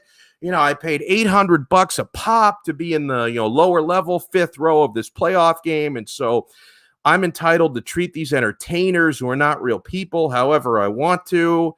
It's just like, you have to understand that what you're doing, like in any other walk of life, you wouldn't be chucking a water bottle at someone's face who you've never met. You wouldn't be dumping popcorn on some dude's head that you've never met. Like, there's this weird detachment that people feel to professional athletes, where it's like, that's not a human being, that's someone I watch on TV. Like, it's a weird thing.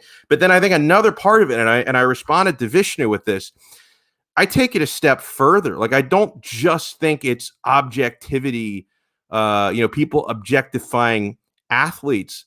I think that human beings in general get objectified because we have this weird societal trend.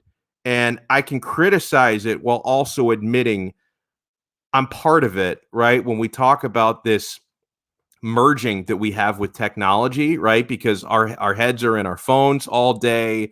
If we're not in our phone, we're on our tablet, we're on our computer. I'm wearing an Apple Watch, which has me, connected, to the World Wide Web at all times. So it's like we're kind of becoming cyborgs, but human interactions are getting destroyed. I mean, think about it.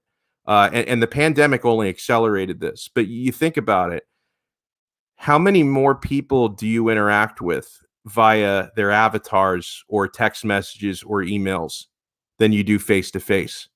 It's probably 100 times. Like, throughout the course of any given week, I interact with 100 times more people through technology, where I'm not looking at their face. I'm not speaking to them. I'm interacting with an avatar, and a lot of times it's someone I've never actually met in person before.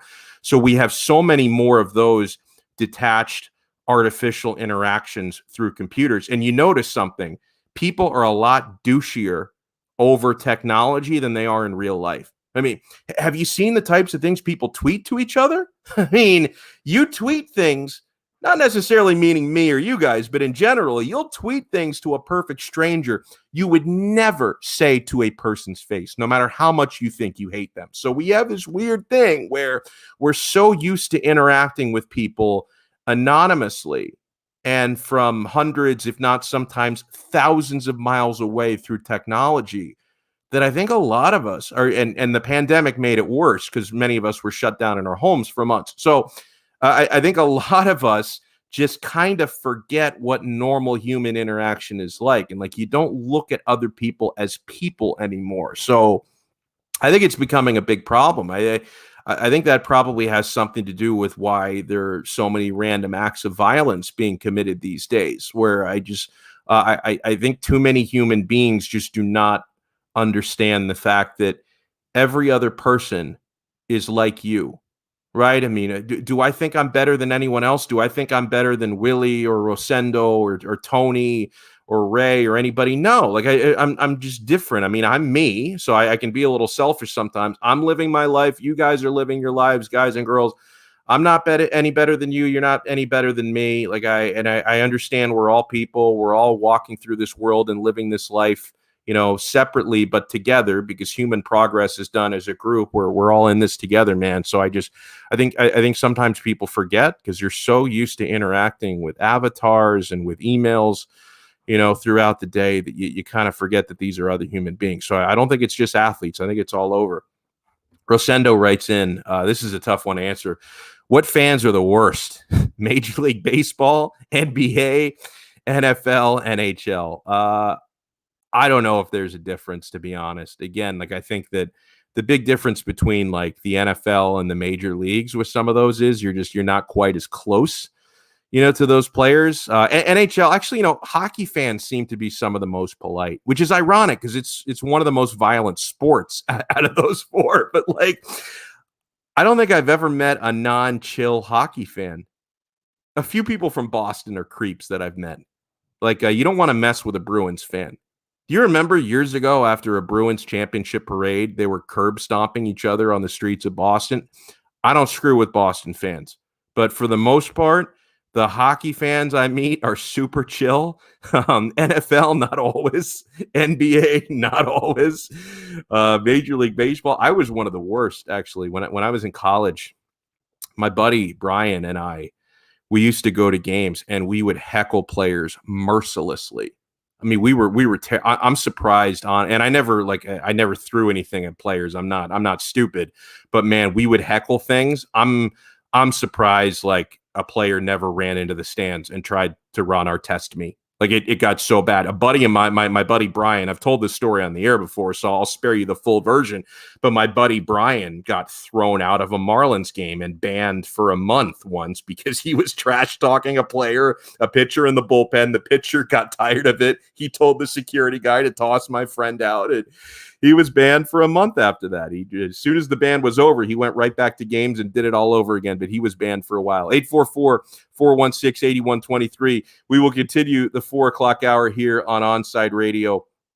Want to get into some Miami Dolphins here. This is I got to say, I don't think Patrick Mahomes respects the history of the Miami Dolphins. I will explain why when we come back. Hey, every Monday, Heat and NBA fans can catch the best hour of basketball talk. I heard it today. It was great. When Ethan Skolnick and Ira Winterman host Inside the Paint, brought to you by Pallet Rack City. Listen to two of the most knowledgeable and connected reporters in the business. Get year-round insight every Monday from 10 to 11 a.m. with Inside the Paint on the home for hardcore basketball fans, OnsideRadio.com. We'll be right back to the Man of the Match with Alex Donno. You can join us on the Onside Sports Line, 888-441-4623. That's 888-441-4623. You can connect with us at OnsideRadio.com by sending us a text at 844-416-8123. Save it on your cell phone, 844-416-8123. No better place to send your comments, ask questions, win prizes. OnsideRadio.com, the only choice for the South Florida sports fan. Get the brutal honesty every day with the Onside Zone with a big O from 12 noon to 3 p.m. every weekday on your home for sports talk in South Florida. OnsideRadio.com. When you want a perfectly straight smile without braces, you can count on MoodyAsDental.com. A stunning smile is within reach. Learn more about Invisalign. Find out why so many trust the Moody-Ass family. Dr. Moody-Ass is an inventor and has several patents on innovative surgical instruments that are used around the world. Experience a family environment and trust on a worldwide level. From implants to crowns to a beautiful Invisalign smile. Call 305-821-0231. That's 305-821-0231. Or go to the website at MoodyAsDental.com. Every Saturday from 11 a.m. to 1 p.m., listen to Red Card Radio with Austin Robillard, brought to you by Stout Bar and Grill in Oakland Park. With over 40 TVs, Stout is a home for soccer around the world. Stout Bar features Clonakilty whiskeys, the world's best Irish whiskey. Inter Miami CF fans, join us at our new home this season for all away games as we broadcast live at Dangerous Minds Brewing Company, 1901 North Federal Highway in Pompano Beach. Join Big O and Alex Donno for the live pregame, halftime, and postgame shows while we watch the games. Enjoy meticulously brewed beer on site, delicious artisanal pizzas, live music, and giveaways. So, the new home for all Inter Miami road games is at Dangerous Minds Brewing Company at the Pompano City Mall, where they'll feature all the Inter Miami games. Follow them on Twitter at Dangerous Minds B and Facebook and Instagram at Dangerous Minds Brewing, and visit them at dangerousmindsbrewing.com.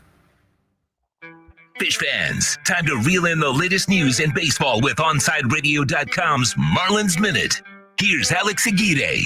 It was an incomplete weekend for the Miami Marlins as their third and final game of their weekend series against the Boston Red Sox was rained out. That game will be made up on Monday, June 7th to end their current road trip. In Saturday's game, the Fish dropped another close one in Fenway 3-1. Trevor Rogers started the game and had another quality start, going 6 innings and piling up the strikeouts with 9. After the start, Rogers has kept his ERA under 2 at 1.87. The Marlins offense has been struggling to put up runs over the last 2 weeks, barely averaging 3 runs a game, and they look to change that script as the team is traveling today to play the Toronto Blue Jays in their temporary home field in Buffalo for a quick 2-game series. Toronto has been struggling as of late, winning only 4 games over their last 12, so let's hope Miami can take advantage of that. The Marlins look to rebound from a tough start to their road trip with Sandy Alcantara on the mound tomorrow night for Miami. First pitch is at 7:10. Let's go Fish. Keep up with the latest on the Miami Marlins by subscribing on most platforms by searching Onside Radio.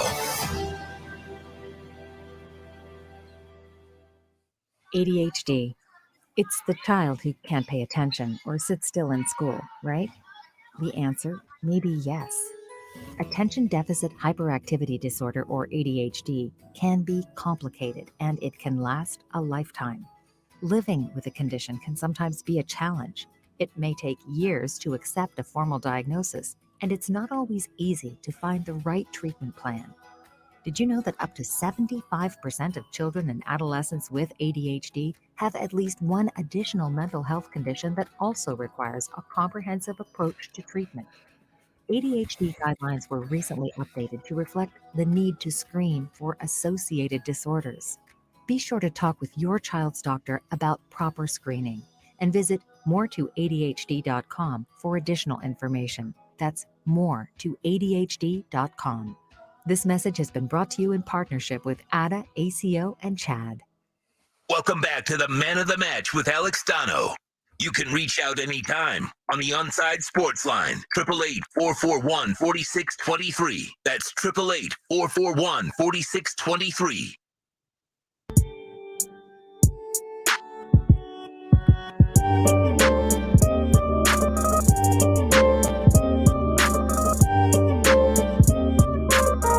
Welcome back in, Man of the Match, here on Onside Radio.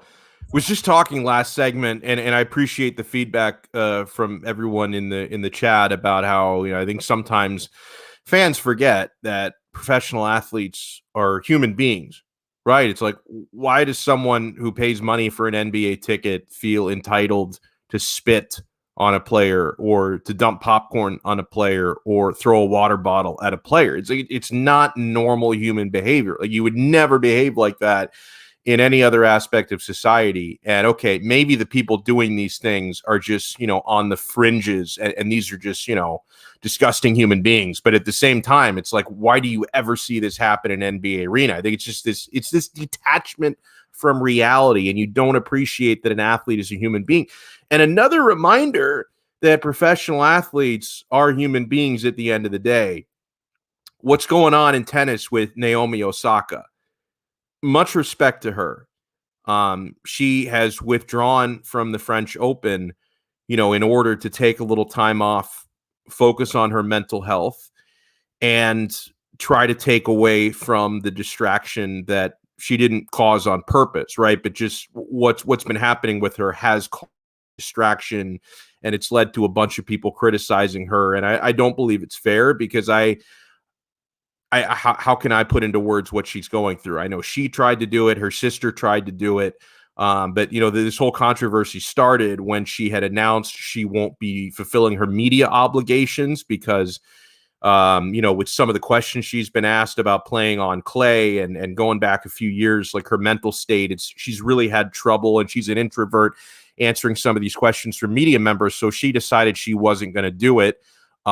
She got fined $15,000 for not fulfilling her media obligations. And it's become this huge story where there's a lot of reporters like, oh, how dare she not talk to the press? She is required to talk to the press. Like, this whole thing. And like, listen, there are some players in any sport, tennis or otherwise, who actually enjoy talking to the media. Maybe they don't enjoy doing it every single day, but they want to get their message out there. Everyone's wired differently. There are some players who thrive on that. There are some players who really get affected by it in a negative way. Ricky Williams was one of those people. He really had a hard time dealing with that. And listen, I covered the Dolphins for a couple of years when he was in a Dolphins uniform. He was not very pleasant to talk to, because I know he did not want to be spending, 15 minutes out of his day talking to me. And I didn't judge the guy for it or hated him for it. That's just how he was wired. And this is how Naomi Osaka is wired. So she has decided, because whether she talks to the media or not has become such a massive distraction, she decided to withdraw from the tournament, focus on her mental health. And listen, I respect it. I've been in some bad places before mentally. I feel like I'm in a really good place right now. But I know in order to get to this good place that I'm in, I had to go through some hard times as well. So she's going through her hard times, and I hope she can come out on the other side of it, man. But I think what she is going through is a pretty powerful reminder that pro athletes, no matter how successful you are and how much money you make, they are human beings. So this Patrick Mahomes, I don't know about this guy. Amazing quarterback. Seems like a nice enough dude, but he puts ketchup on his steak, puts ketchup on his mac and cheese. I can't trust someone who does that if they're over the age of 5. And it's very clear, my friends, it's very clear that Pat Mahomes, now, you can easily verify this by looking up his Wikipedia page and his bio, but it's very clear to me that Pat Mahomes did not grow up anywhere near South Florida. And I say that because Pat Mahomes, how dare he? He did not know what the win-loss record was of the 1972 Dolphins. And Dolphin fans are angry about this. How dare he not respect our history from like 45 years ago? Now, here's the thing. Mahomes did seem to know that the Dolphins went undefeated. He just didn't know what the record was, right? Because back in those days, they played 14 regular season games. Then you had to win 3 more to win the Super Bowl. For the last 30-some years, they had been playing 16 regular season games. Then you have to win 3 more to win the Super Bowl. Now we're up to 17 games. So you would have to go 20-0 to win the Super Bowl. But Pat Mahomes did not know that the 72 Dolphins went 17-0. I think he thought they went 19-0. But at least he knows we went undefeated. He knows that much about the history of the game. But Mahomes is getting a lot of headlines coming out of the weekend. He was at a charity golf tournament in Hawaii doing a lot of media promoting Coors Light. And he is very confident about the Kansas City Chiefs, who I think they're bolstering their offensive line, which was their biggest weakness from last year. They already have the best young quarterback in the NFL. So the Chiefs are going to be in really good shape. And Pat Mahomes says that his goal, he said it out loud, his goal is for the Chiefs to go 20-0, undefeated.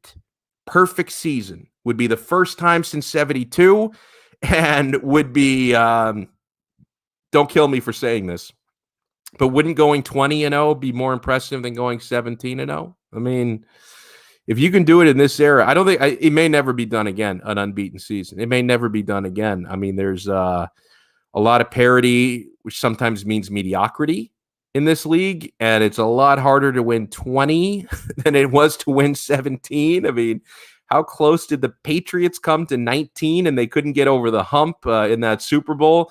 I don't know if anyone ever goes 20-0, to be quite honest with you. But I actually, some people are like, oh, how could Mahomes say that out loud? He's putting so much pressure on his team. I like athletes to be honest, right? I mean, if Mahomes, it's his goal. The guy is crazy competitive. He's obsessed with winning. He's obsessed with getting back to the Super Bowl. I mean, he won it 2 years ago. He lost the Super Bowl last year. He's obsessed with getting another ring. I totally respect Mahomes saying our goal is to go 20-0, because guess what? That should be the goal of every single player on every single team in the NFL. They should all be striving to go 20-0 this coming year. So I have no problem with that whatsoever. This is interesting. I'm actually surprised that he was this nice about it. So I saw this piece at dolphinswire.com, the website of our awesome pal Kyle Krabs. He relayed this info. Friend of the station, we've had this guy on multiple times. I've interviewed him before. Big O has interviewed him. Thor Nystrom from NBC Sports. He's a draft analyst.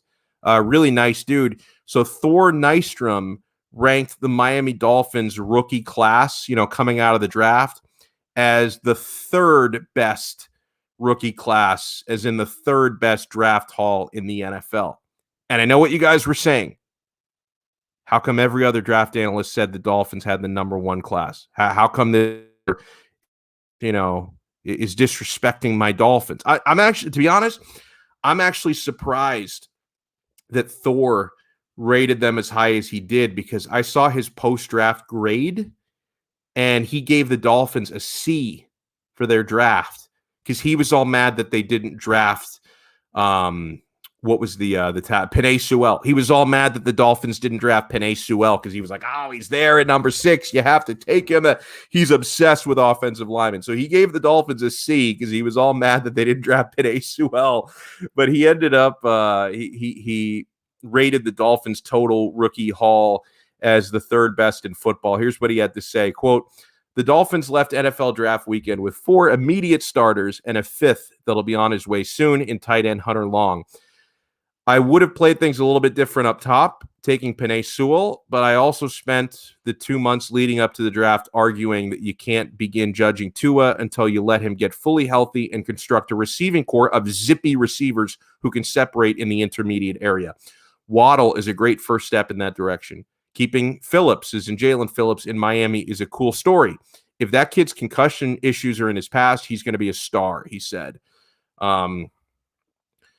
And here he is on the free agent rookies that they brought in. MTSU interior offensive lineman Robert Jones, a 2-year collegiate starter at right tackle, is headed inside at the next level. A former basketball player, Jones didn't pick up football until his junior year of high school. I had a round 6 grade on him because he played like a draftable position convert despite his inexperience, and has an above average frame and athleticism. In the weeks after the NFL draft, Miami also scored when New Orleans waived defensive back Trill Williams, one of the best undrafted free agents in the class. The Dolphins pounced, and in doing so, brought in a legitimate developmental project who is starting level upside at corner or safety, but needs a position and polish. So that's nice. So he's given some respect. It sounds actually like Thor has come around a little bit, because in the immediate aftermath to the draft, he was dogging it. And it sounds to me like he's had a few weeks to reflect, and he's given them more respect than he did before. If you want to get in on the station text line, 844-416-8123. Marla says, Pat Mahomes was an adorable toddler.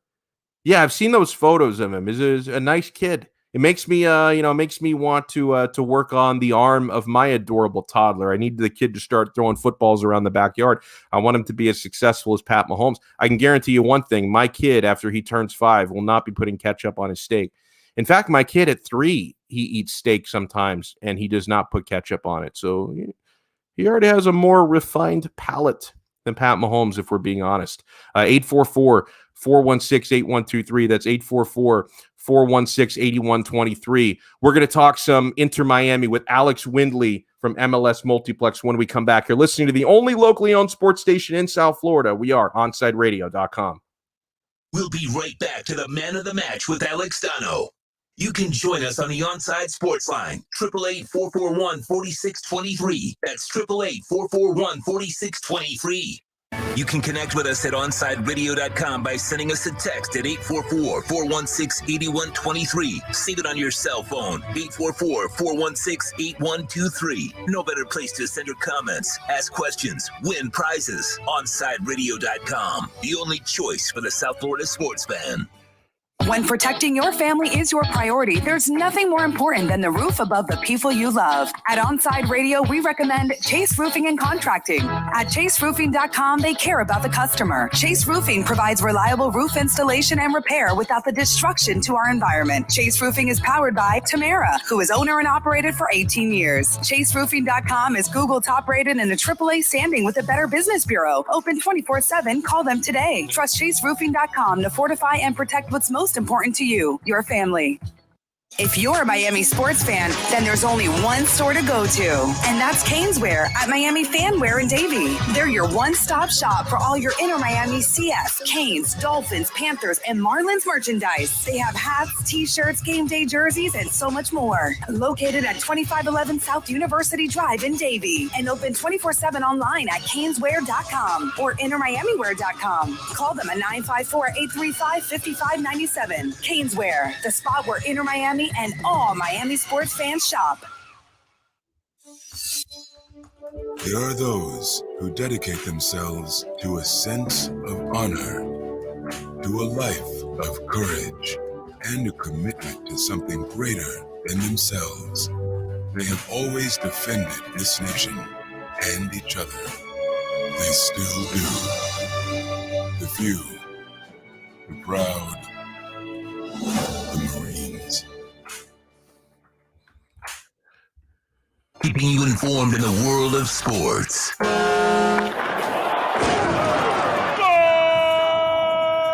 With an OnsideRadio.com sports update. Happy Memorial Day to all our Onside Radio fans and family. The Miami Heat were eliminated from the NBA playoffs on Saturday after a 120-103 loss to the Milwaukee Bucks. Inter Miami CF lost 3-0 in front of a full capacity crowd here at Drive Pink Stadium on Saturday night. They are off until June 19th, where they will travel to play DC United.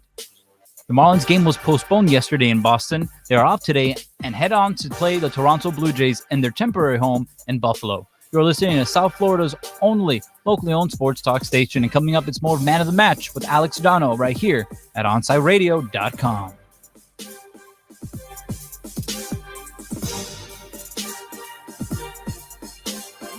Me this, with all this sizzling meat and crunchy veggies nestled between toasty flatbread, who should get credit for Papa John's new papadilla?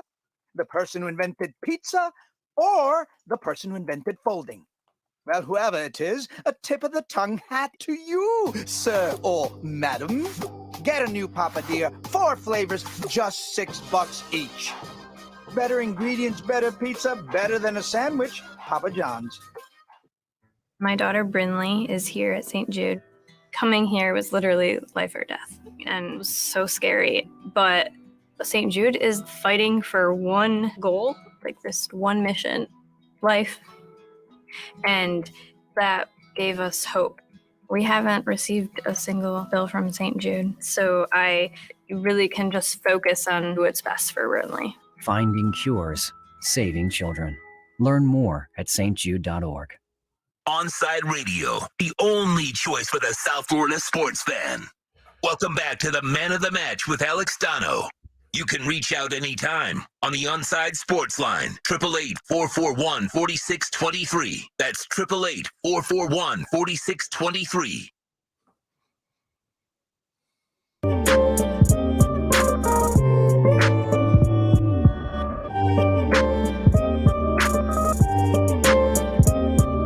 Yeah, welcome back in with you till 6 o'clock tonight here on Man of the Match on Onside Radio. Was both great and not so great at Drive Pink Stadium this past weekend. It was great to see the historic occasion. Stadium opened up to a full capacity crowd. It was awesome seeing the fans out there. I'm thankful to how many fans showed up. Unfortunately, the team didn't really show up. Inter Miami fell 3-0 this past Saturday to DC United. We bring on someone we really enjoy talking IMCF with, Alex Windley, who does a great job covering Inter Miami and Major League Soccer for MLS Multiplex and World Football Index. So, Alex, let's start with the good. How cool was it covering a game with a full crowd for the first time in Inter Miami history and for the first time in so long anywhere? It was absolutely incredible, honestly. The supporter section was rocking. Everyone was super enthusiastic. It wasn't the result that the club wanted, but it was absolutely a great atmosphere, honestly. Yeah, no doubt about that. I know the crowd got a little restless towards the end. I certainly cannot blame them for that. So on the performance on the pitch, let's start with the back line. And part of it was the formation they started with and switched up on after the second goal, but three at the back and the shape didn't look good. I'm not entirely blaming that on the formation because a lot of that I'm sure goes to the players, but just things I thought looked really shaky at the back, especially in the first half against DC United. They scored 2 goals. They probably should have scored more than that in the first half, to be quite honest. So what was it for you that just didn't work? Honestly, I don't think the guys practiced the formation enough. Figal lit up that error that led to, I believe it was the first goal. It was clear that the guys weren't entirely comfortable. I know DC does play with a back three as well, so I think Neville was trying to placate them by also playing a back three, but it was clear from DC's first goal that it was going to be a long night for Miami, especially after that first goal. It was just poor errors. It was no chemistry, no nothing. Pretty bad, honestly. Yeah, no, I mean, there's no way to sugarcoat that. And, I also get a little bit concerned about the midfield, especially in Blaise Matuidi, because I've been watching him for years.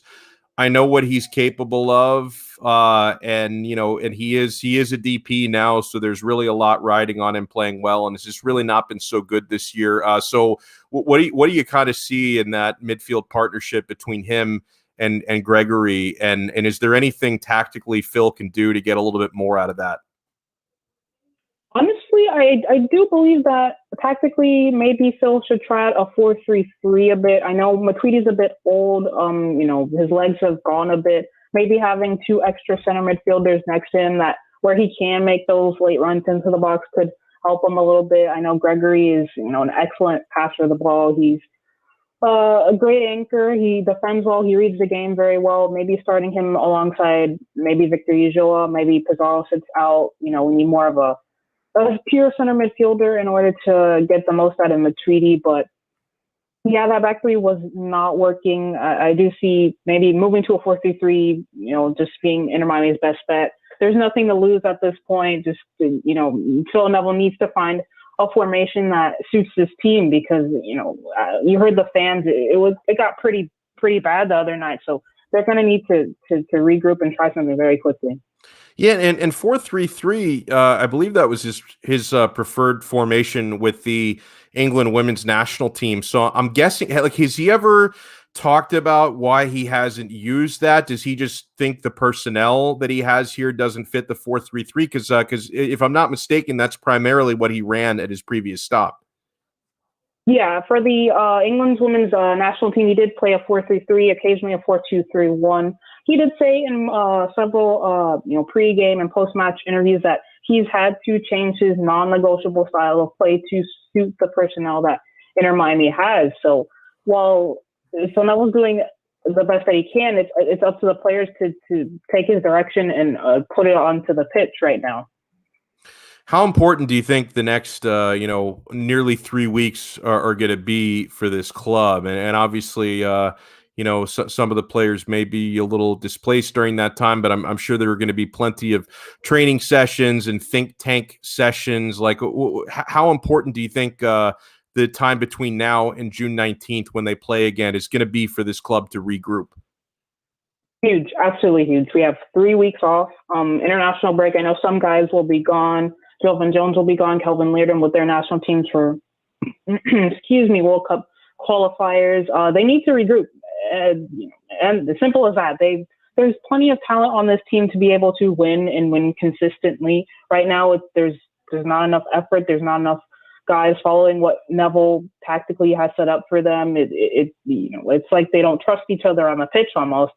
It's gotten to the point where it's pass it to Lewis Morgan, cross it into the box and pray, which is not something Neville wanted to happen. He wanted Higuain in the box more. He wanted Pizarro controlling the game a bit more. He wanted Matuidi making runs into the box a bit more. So right now it's back to square one pretty much.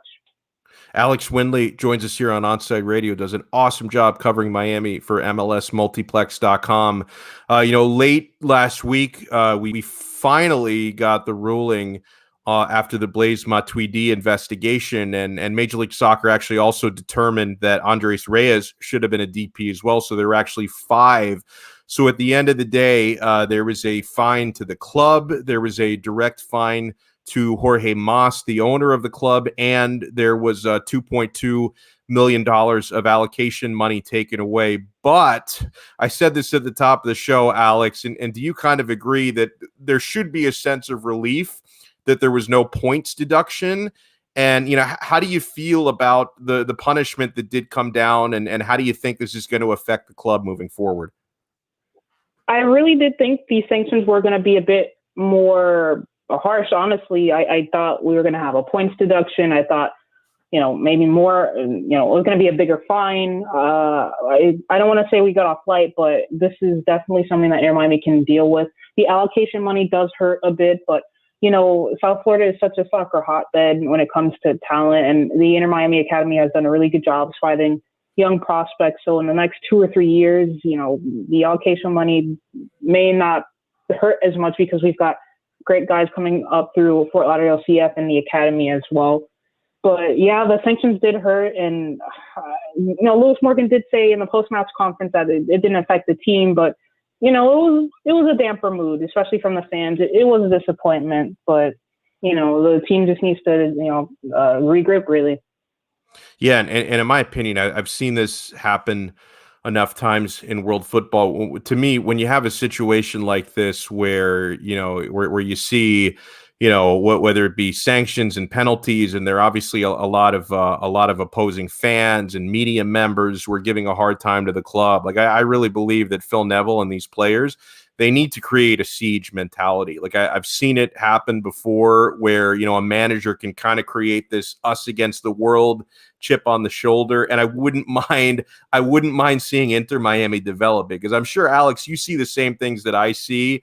MLS Twitter, can be as toxic as Twitter for, any European fan base. And there, people are saying a lot of not so nice things about the club right now. And honestly, if I'm any of these players, now maybe some players function better when you just block everything out, and I respect that. But I also do not mind the approach of kind of creating an us against the world thing, because I think that could work for these guys. Absolutely. From day one, this club has just had, with the stadium issues and the sanctions, and, last year with Paul McDonough and the roster build, it's been one obstacle after another with this club. And you're absolutely right. They should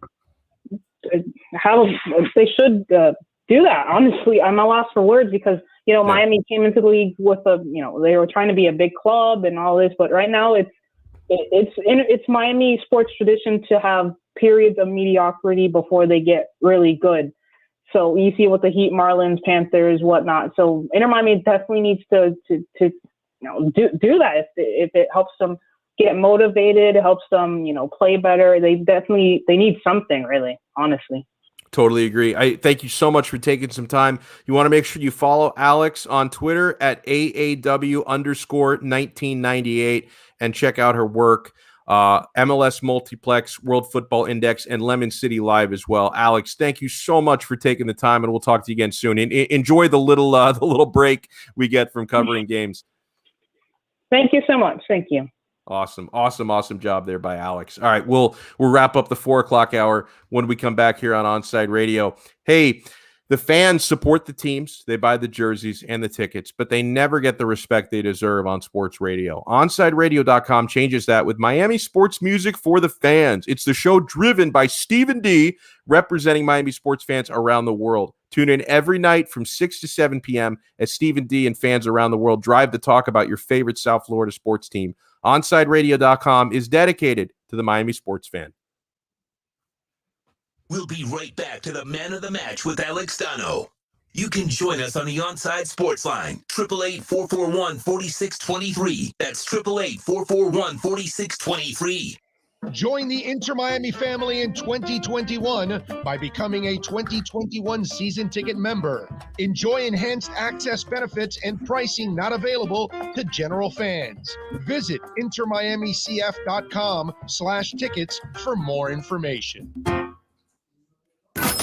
You're listening to OnsideRadio.com. Catch up anytime by downloading the MyTuner Radio app. OnsideRadio.com, South Florida's true hometown station.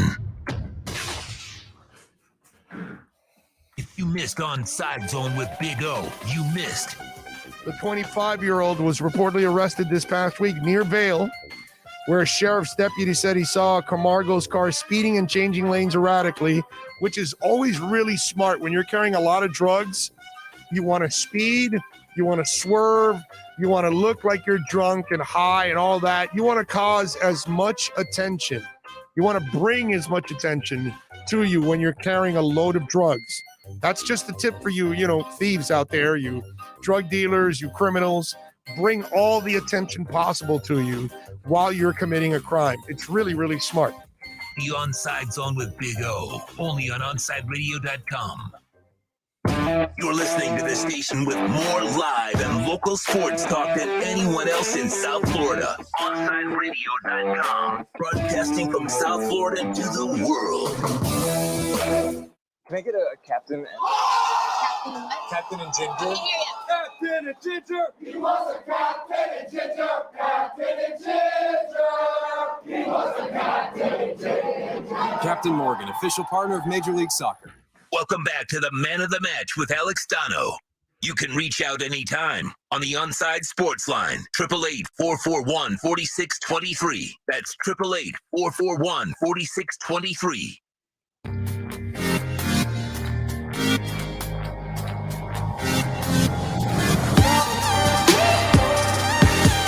Huge thanks again to Alex Windley for joining us here, talking a little Inter Miami with us. And listen, performance aside, it was pretty goddamn awesome being at a stadium that it wasn't completely full. It was a sellout, but it was as full as I have seen a sporting venue in a year and a half. So that was really nice, man. Feeling the energy of the crowd. And even though the team lost, the fans were not unappreciated. Lewis Morgan, who I believe should be the captain of this team, but Lewis Morgan, I thought looked really good in kind of giving some dap and appreciation of the fans and acknowledging the crowd, and a couple of other players I believe did as well. So the fans were not unappreciated. I mean, it was great to have them there, whether, they were pumped up and happy or frustrated later on in the game. That's, you want to be able to feel that life from a crowd. And I thought that was really, really neat. Man, there was I said some not so nice things about Patrick Mahomes' love for ketchup. He puts it on steak, puts it on mac and cheese. I think our guy Rosendo takes exception. He says, "What's wrong with ketchup? It goes well with hamburgers, hot dogs, and eggs." I disagree with the eggs part. I can do it on a hot dog. I prefer mustard. I can do it on a hamburger, but I prefer like a secret sauce or an aioli on a burger. There are even certain situations where barbecue sauce, depending on the toppings, goes pretty well on a hamburger. Not so big on the ketchup part of it, though. French fries, I can do it. I can definitely dip French fries in ketchup. Rosendo says, if you run out of A1 sauce, it's a pretty good substitute, especially a Cuban steak sandwich. I mean, to me, though, if you've got a great steak, you shouldn't need A1 or ketchup. Like, if you're having to, like, slather A1 or God forbid ketchup or barbecue sauce on a steak, it's not a good steak, because if it's a good steak, you shouldn't need to dress it up like that. Are you for real, Cap? He says ketchup is good on salad. Alex Aguirre, have you ever at any point in your life felt the need to put ketchup on salad? That doesn't seem to me like something any human being should do. Not at all. Not at all. I've never heard that in my life. I don't know where that came from. You know, you can experiment with foods all the time, but some things just are not meant to be together. And food is like that as well. Some people are not meant to be together, and food is the same exact way. Some things don't mix at all. And I feel like that's one of them. You can have it, you can eat it if you want. I don't care. But I've never heard of that. I've never heard of that. By the way, so another food topic I want to circle into at some point later in the 5 o'clock hour. So there are a couple things. Alex, did you see that receipt that went viral? Like it was like, I don't have the tweet in front of me, but I was looking at it earlier today. It's like, it was some restaurant in Brickell that I've never heard of, but this person tweeted out a photo of their $6,200 tab, which was like itemized. You could see all the stuff on there, and it was a $6,200 dinner tab. And he tweeted out, like, if you're a man, you can afford a tab like this. And then, of course, it went viral. Have you seen that was going around today and yesterday? Oh, I haven't seen that receipt, but I'm not that surprised that somebody goes out in Brickell and then spends some money like that. And it's like, wait, how can that be? Well, you know what? Look where you are first off, and then then make that judgment before you go into that restaurant or not. Well, and a funny conversation, many of them came out of that, but one of them being our pal Antoine Staley, who is going to come on tomorrow, by the way, and much because I want to ask him about this. Antoine Staley, because one of the items that was on that tab were crab legs, and Antoine tweeted out, commenting on it, that he thinks crab is overrated and he'll take lobster over crab at any point. Now, that's a great debate to me. Obviously, lobster has a tremendous public relations department, because even though a couple hundred years ago, they used to serve lobster to people in prison because they called it the cockroach of the sea. And I don't know what exactly changed over the last, and I like lobster, by the way, I'm not trying to diss it, but it's got a great PR agent, because a couple hundred years ago, you used to serve it to people rotting in jail cells because it was like a cheap cockroach at the bottom of the ocean. A couple hundred years later, lobster is one of the most sought after fancy foods on the planet. So lobster has really had it's kind of like Alex Rodriguez used to be hated by everyone. He's improved his image a lot. Lobster has as well. But my thing is, I thought that was a very terrible take by Antoine to say that lobster is that crab is overrated and lobster's the best. Bro, real talk. I will take stone crab over lobster 6 out of 7 nights of the week. I'll change it up maybe and eat lobster, but when stone crab is in season, I basically have one of those bibs on at all times, because I never know when I'm going to encounter some stone crab legs. Like stone crab season, I just have the bib on anywhere I go. Someone's busting open some stone crabs, giddy up. Not all crab is created equal. Like snow crab, I can take it or leave it. King crab is really good. What is Dungeness crab? In fact, yesterday I ate crab cakes and it was delightful, but stone crab to me, oh my God, I will take stone crab over lobster. To me, stone crab is, it is the best of the best. 5 o'clock hour coming up here on Onside Radio.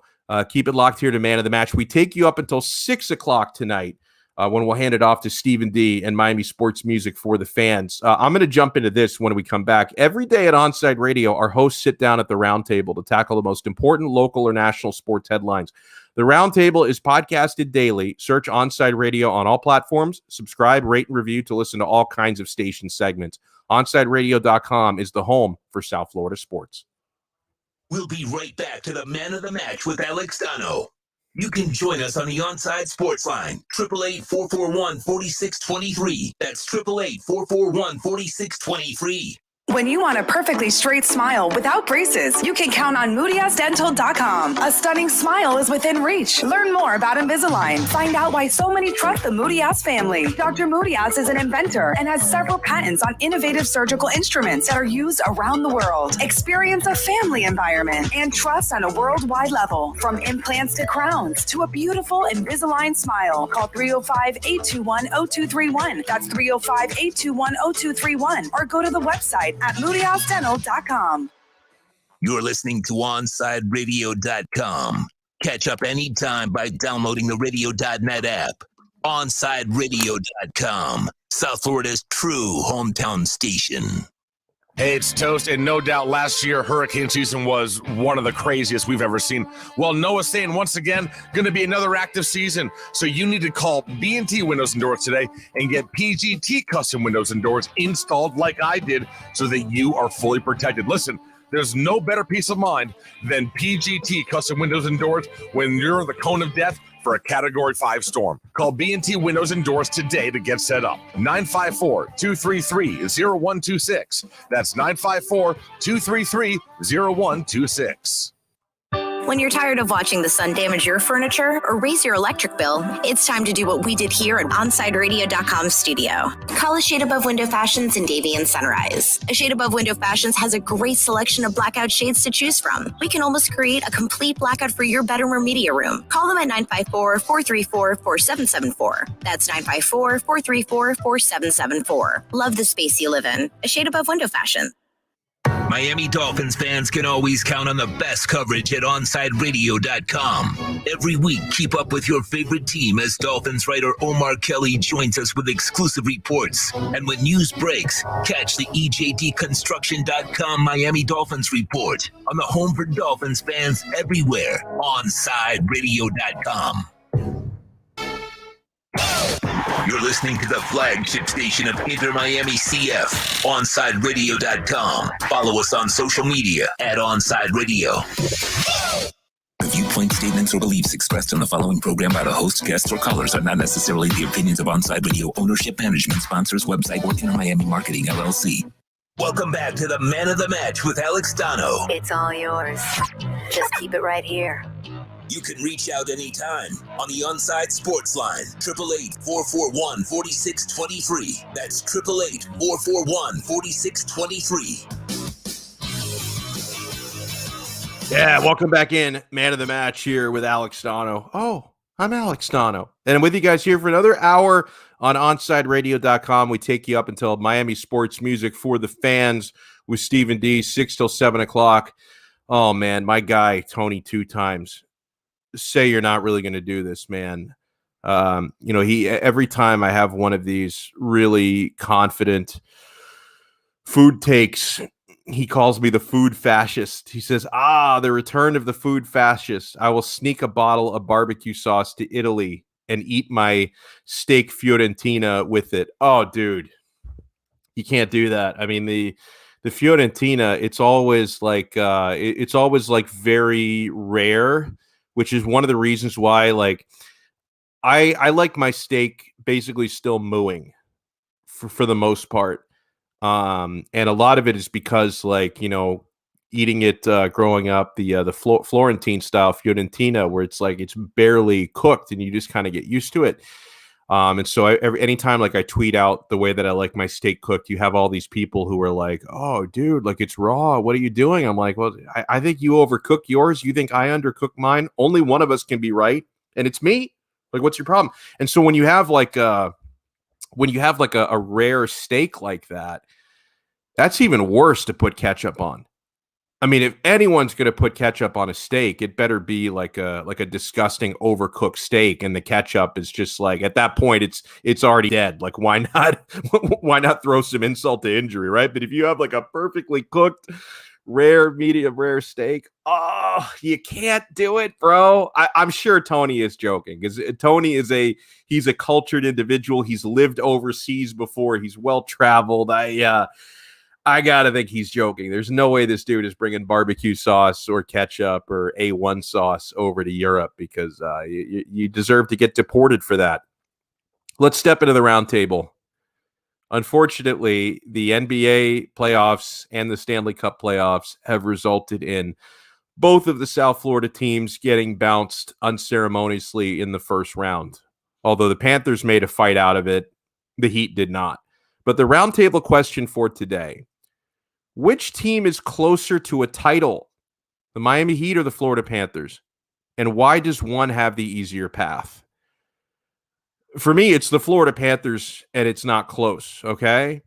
The Florida Panthers have a nucleus. They have an actual project that just needs tweaking, okay?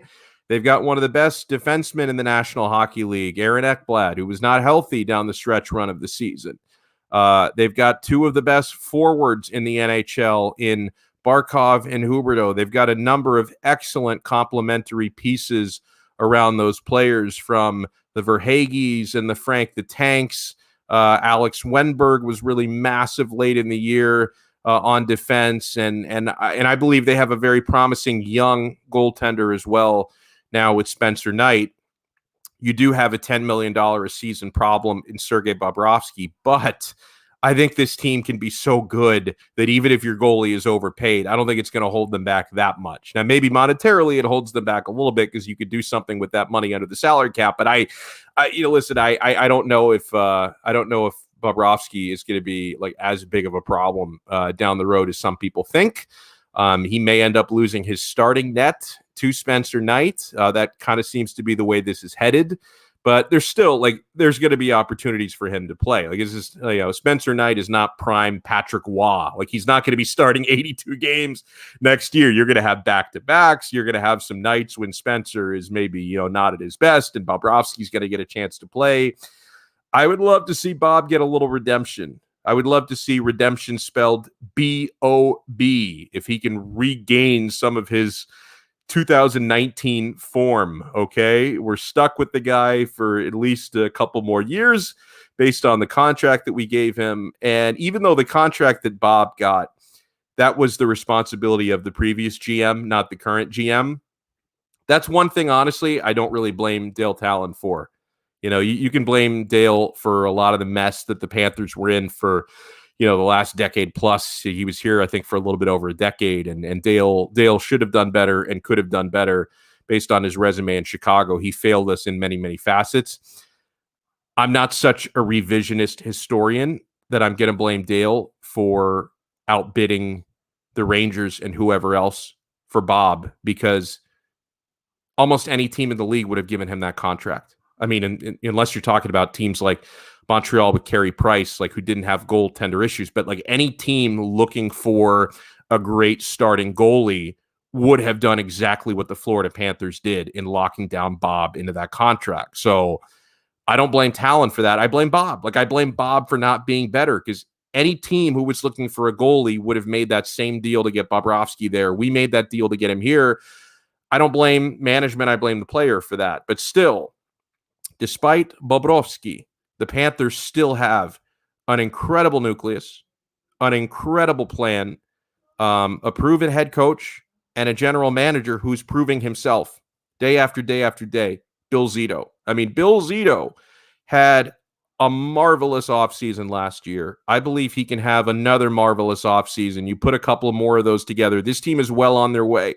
They're also a little bit unlucky, right? Because the way that the season was structured with the pandemic this year, you don't usually have as good of a season as the Panthers had and then have to face the defending Stanley Cup champs in the first round. That's not normally the type of draw you get, right? In a more normal season, the Panthers would have played a weaker team in the first round, and we'd be talking about making a playoff run. But no, we got the Tampa Bay Lightning. That was the card that we were dealt. So I don't even really judge this team too much on the fact that they got bounced in the first round. They've gotten so much more competitive and respected within the NHL. The Panthers right now are the team that's on the much better track of winning a championship, whereas the Miami Heat, I believe the Heat are at a dead end right now. I think they need to blow a lot of this up and start virtually from scratch. If I can use the internet as an example, the Florida Panthers right now are Google, and the Miami Heat are America Online, I should say. The Heat are Google, The Miami Heat are AOL. They're becoming obsolete. Like they've hit a dead end. They need to blow it up and start over. And obviously there's going to be a couple of players who are here for at least 2 more years and longer in the case of one of them. Jimmy Butler is not going anywhere anytime soon. Bam Adebayo, who signed that extension, is not going anywhere anytime soon. So you're going to be building around those players. One thing that really concerns me is the idea that the Heat are interested, despite the fact that Jimmy Butler has 2 more years left on his deal, which is going to take him to the age of 34. We're now talking about extending Butler through 2026, where he's going to be 36 years old.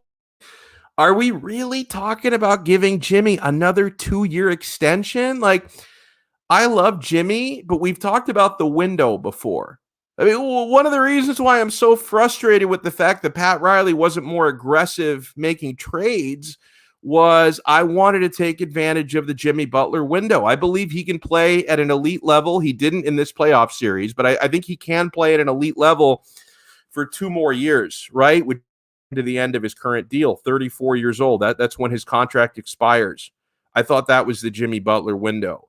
Now we're talking about maybe maxing him for an extra 2 years. So I was looking up earlier how much money he and Bam would be making. I think Jimmy, like in a couple of years, would be making like $51 million in a season if they give him an extension. Like it's I'm a little bit concerned by, okay, here it is. Such an extension would have Butler under contract through 2025, 2026, a season when he would be 36 years old, running the same length as the extension signed by Heat center Bam Adebayo. The math in that case would have Adebayo earning $37 million in 2025, 2026, Butler at $50.3 million that season. That's according to the breakdown by ESPN's Bobby Marks, the former Nets executive. Following Saturday's season-ending loss to the Bucks, Butler was asked if he planned to take an active role in the direction of the roster, with the Heat with the option of charting their next 5 seasons with Butler and Adebayo as the enduring foundation. He says, I don't know. I've got to be active. Me, myself, Bam, he'll probably, probably Tyler Hero, some other guys as well. They're going to have to be honest, but at the end of the day, that's not our job either. We get the opportunity to play with. We've got to go out there and compete.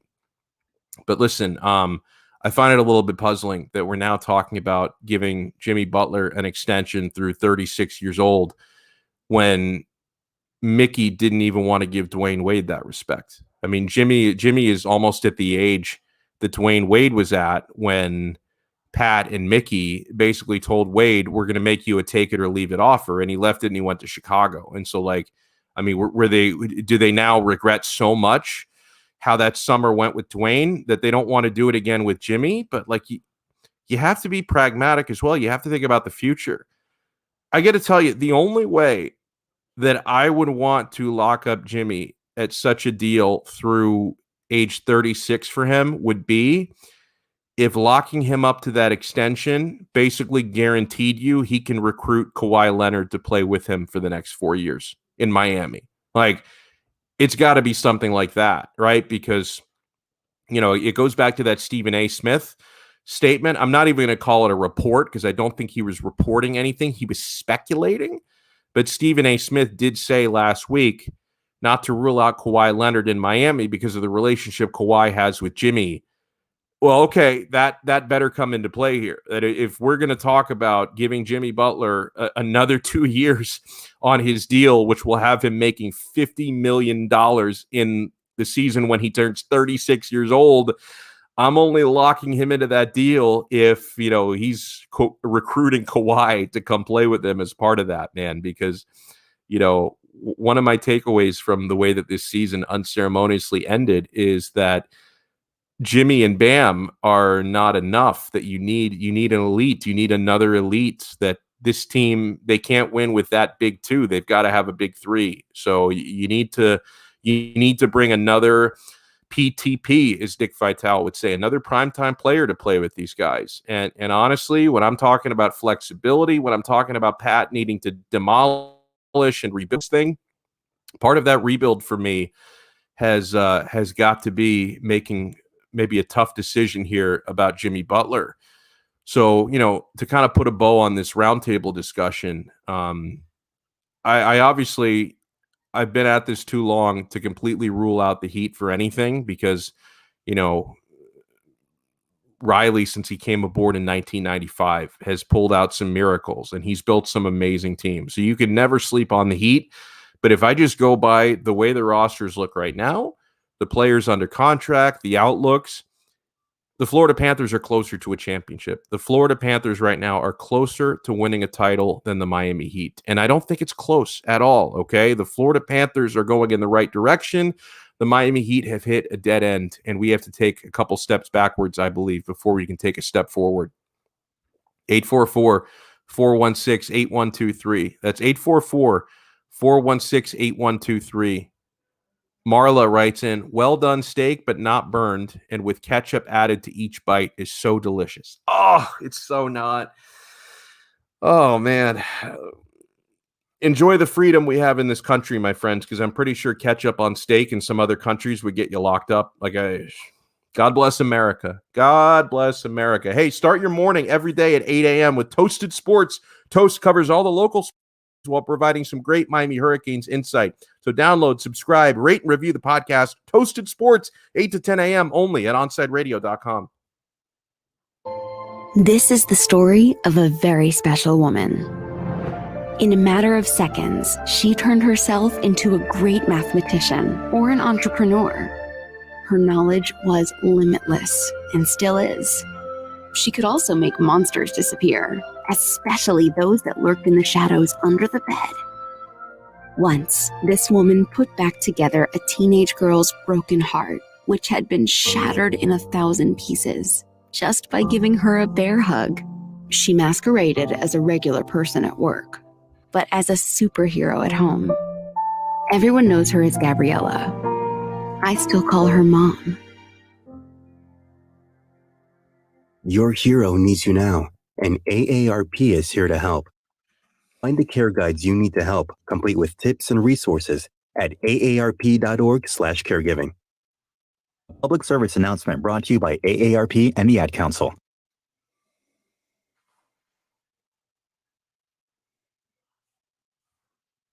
We'll be right back to the Man of the Match with Alex Donno. You can join us on the Onside Sports Line, 888-441-4623. That's 888-441-4623. You can now watch Onside Radio daily by subscribing to our YouTube and Twitch channels. Search Onside Radio. Log on, subscribe, rate, and review Onside Radio on YouTube and Twitch. Find out why Big O has a face for radio. OnSideRadio.com, South Florida's home for real sports talk.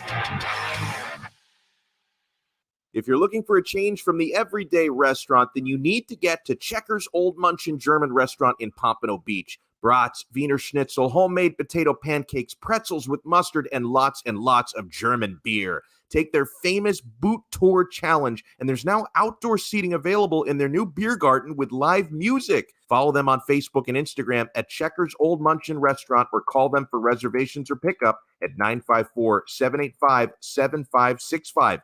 So get over to 2209 East Atlantic Boulevard in Pompano Beach to Zagat-rated Checkers Old Munchin German Restaurant. I'm Ryan Seacrest. First responders are people who stand for a greater purpose. They will be there for you when nobody else is, to help you, your family, your community.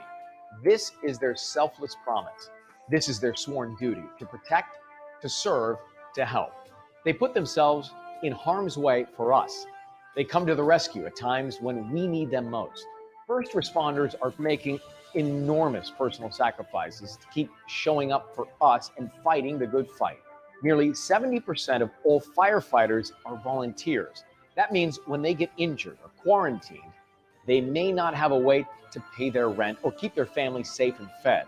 No matter who you are or where you live, when you call 911 and ask for help, first responders show up now. Let's show up for the people who show up for us every day and every night.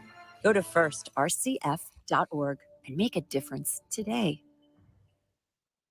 You're listening to the station with more live and local sports talk than anyone else in South Florida. OnSideRadio.com. Broadcasting from South Florida to the world. You're listening to OnSideRadio.com. Catch up anytime by downloading the MyTuner Radio app. OnSideRadio.com. South Florida's true hometown station. Welcome back to the Man of the Match with Alex Donno. You can reach out anytime on the Onside Sports Line, 888-441-4623. That's 888-441-4623. You know, people, they know how much I love movies and TV and streaming. I've been asked by a few folks if I have watched the Friends reunion special on HBO Max. Now, I have seen every episode of Friends probably at least 11 times each, and that's being conservative. I grew up on that show. The reruns were all over the place for like the last, 15 years since it went off the air. But I don't know. It's a weird thing. For as many times as I've seen every episode of Friends, I have very little desire to watch the reunion. I may get to it at some point, but it wasn't one of those things that I like jump to. Oh, I've got to watch this tonight. I've got to watch this next week. Like, if I come across it, maybe I'll watch it eventually. There's a couple things for me on Friends. I don't think it's aged very well. I think if you go back and watch it nowadays, okay, some of you have so much nostalgia for that show that you're going to love watching it no matter what the occasion. But honestly, you go back and watch Friends in 2021 in Big 221, and I don't, it's a little bit hokey. I don't think it holds up very well. I think it's like, it's just so 90s, but in a way that, I think Seinfeld has aged much better. Like, I think Seinfeld was quirky enough and the situations were real to life enough. I can watch Seinfeld at any point. Friends is a little bit tougher to dive back into. Not to mention, talk about doing a Friends reunion. I really felt like the last 2 or 3 seasons of Friends was basically a reunion because the show was just, they ran out of ideas. The show was just being written for nostalgia. Became a caricature of itself. The writing was no longer creative. The show jumped the shark a few times. So I thought they were mailing it in. Like the final couple of years of Friends, all they were doing was like just lazy writing, pulling at your heartstrings. Like, oh my God, Monica and Chandler, they're adopting a baby. Are Ross and Rachel going to get back together? And then there was this weird thing. Like in the final couple of seasons of Friends, where like Rachel started dating Joey at one point, and just nothing about that worked.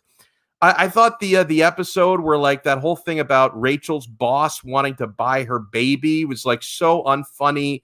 Ross Geller in the tanning bed was like, they set TV back like 30 years. It was like something out of the 1960s trying to make people laugh. Like, I mean, I thought Friends was like really great in the 90s. And then in the 2000s, like they completely ran out of ideas. And it's like, they were basically writing the show like a reunion for like the final 2 years because it was all about like, oh, these are the characters and the nostalgia. So like, dude, the writers gave up on that show 15 years ago. Why do I have to go watch a reunion now? Like, call me when there's a Cheers reunion.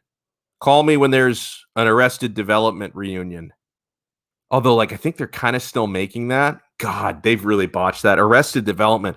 The original 3 seasons were so good. And then they made a couple of these, like, Fugazi half-assed seasons just for Netflix. And it was like borderline unwatchable. But that was an amazing show. I did. And like, I guess Seinfeld has kind of done a reunion. I know, Alex Aguirre, I know you're a big Seinfeld fan like myself. Did you watch the one season of Curb Your Enthusiasm where they had the Seinfeld cast back and they basically did a reunion, and that was spectacular? I did. I haven't seen the full show of Curb Your Enthusiasm, but I've seen like different seasons, different episodes here and there. But I did make it a point to see that season with the characters from Seinfeld back to create like a fake reunion episode on Curb Your Enthusiasm. It was like an episode within an episode within a show. It was like, I really like that dynamic, and that show is awesome. It's so funny. Larry David is a genius. Yeah, I thought they did it so well on the because the final, like they had like basically the entire Seinfeld cast would appear at points during that season, and then it was all building up to, like you said, the show within the show, because they did a Seinfeld reunion within Curb, and then like they actually gave you like a good chunk of like what the Seinfeld episode was, and it was really good. Like I'm like, oh man, like they basically just did an extra episode of Seinfeld. I thought it was done. It was done really well, man. I mean, that was a reunion that I was there for. I don't necessarily need to see a Friends reunion. I know our guy Big O. I heard him talking about it today, and he was a huge fan of Friends. Like, so was I. I was a big fan of Friends back in the day. I don't think it's really aged well. Like, it's not a show that if it's on now, I flip right to the next channel. Like, whereas Seinfeld, if I see Seinfeld on, no matter what I'm doing, I stop. No matter what I'm doing, I respect that. Want to circle back. We mentioned at the top of the show, I hope everyone is having a wonderful Memorial Day and you're spending time with your families. Maybe if you did work today, God bless you. I know not every line of work allows you to take off, a company holiday, but I hope everyone just takes the time today to reflect what this holiday means, that this is not just, a random day that the government decided to give people off of work and off of school, that, we're remembering our fallen heroes, the veterans who gave their lives, to make this country free. I had 2 grandfathers who served in World War II. I'm forever in their gratitude, for helping make the world a safer place and making the sacrifices that they did. I've got a cousin who never, I was going to say he was never deployed. He was deployed, but he wasn't like an active fighter. He was a mechanic with the Air Force, and he did a couple of tours in the Middle East, during Operation Enduring Freedom over in Afghanistan, did a couple of deployments. And so I'm always very appreciative. I think anybody out there who has people who served in their families, and by the way, if anyone who's listening has served, thank you so much, because I know it's not an easy job. It can be a thankless job. And it's something that I want to send my immense gratitude for, because if God forbid we didn't win World War II, the world would have been an awful, awful, awful place. World War I, the same thing. The United States was only involved in World War I for a relatively brief time compared to the main players over in Europe, and we lost a lot of people in a very short period of time. I had the stat up here because the U.S. was only in World War I for like the final year or so. And yet we lost 53,402 soldiers in that war. So a hefty sacrifice was made by our country in a short period of time. And so, like Cap for Life says it very well, thanks to all our veterans out there, you are never forgotten. And lots of American flags from Cap. I appreciate that.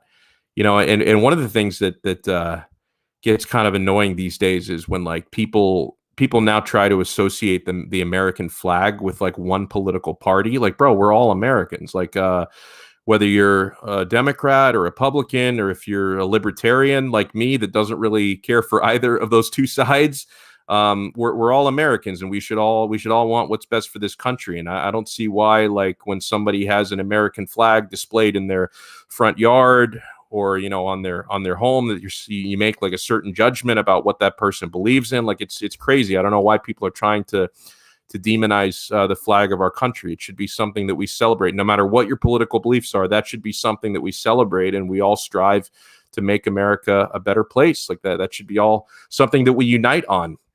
Now, this is so I'm looking through, by the way, Alex, and I want your take on this as well.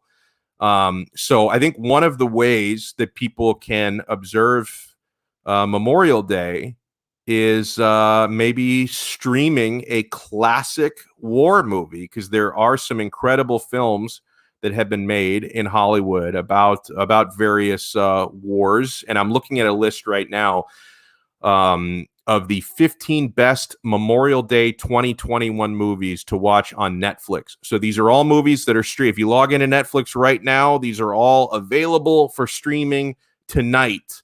And I want to get your take, Alex, on how many of these you've seen, because I've seen a handful of these, and these are fantastic films. There are a few I've never seen, a few I've never heard of.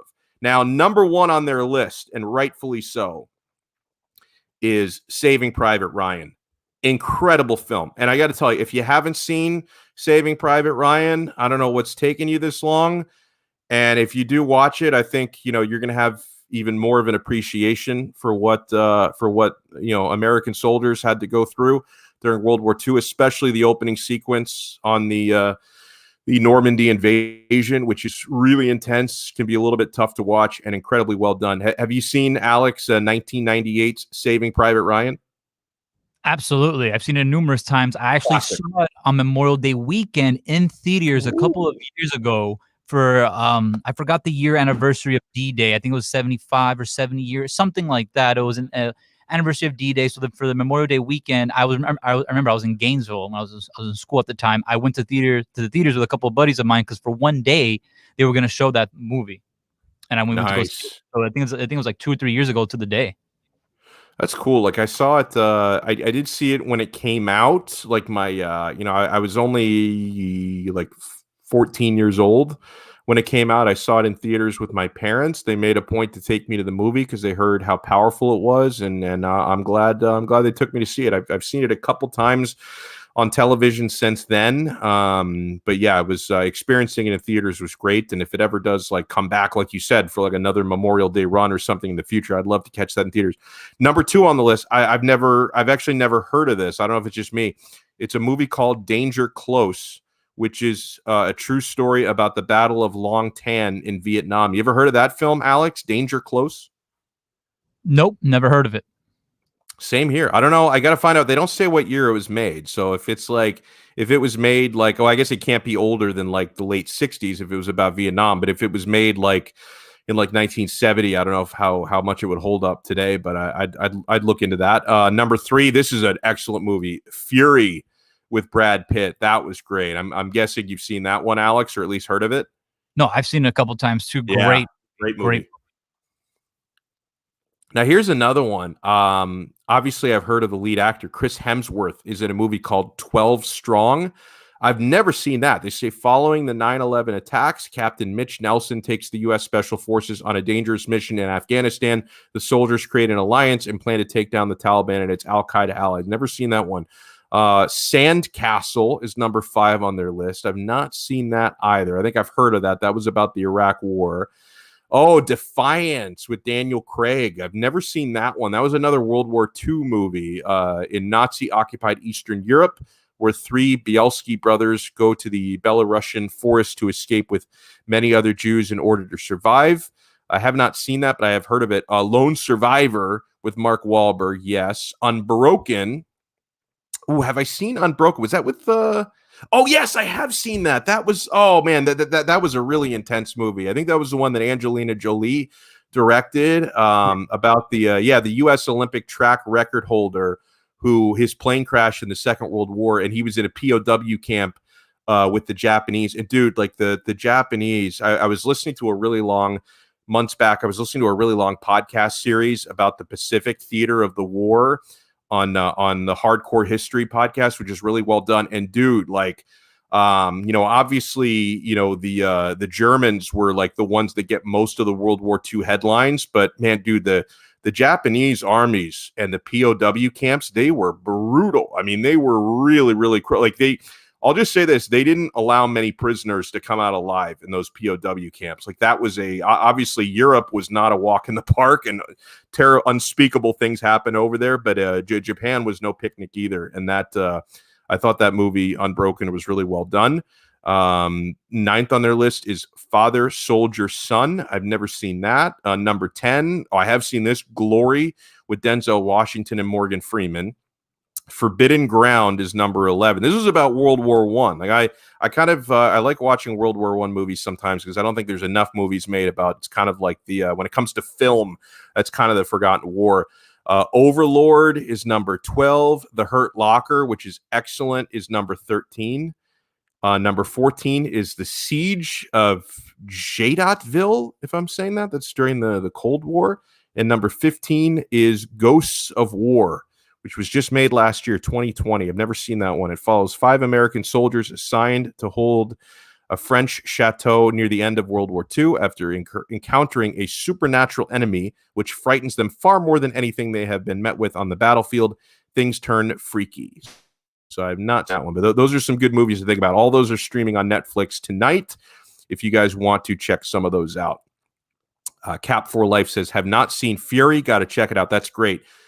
Cap also points out, yes, this was one that was not on the list, but I've seen this with Bruce Willis. Tears of the Sun. He says, I was never the same again. Great movie, Donno. Tears of the Sun was very, very good. I think that's the one I'm thinking of with Bruce Willis. So, yeah, I've got to check that out. He writes, Glory. Yes, that movie was awesome. A cinematic game changer, no doubt. It's kind of crazy now how, like, movie theaters are becoming a thing again. I'm here for it. I haven't been back yet. I know that I was reading that A Quiet Place 2 had a really big box office, actually. I think very big considering the pandemic, that like not every theater is open yet around the country. And, you know, some people, you know, maybe who are not vaccinated yet or still a little bit concerned are not going back to theaters yet. But like from what I understand, like A Quiet Place 2, not only did it have like a successful pandemic opening weekend, but it basically made the same amount of money that the original Quiet Place that came out in 2018. Like A Quiet Place 2 in a pandemic made the same amount of money opening weekend that the original did. So that's impressive, man. Because I mean, obviously any movie that comes out at this point, you know, you don't expect it to put up big opening weekend numbers because, you know, not every theater is open. Not everyone's ready to go back to theaters.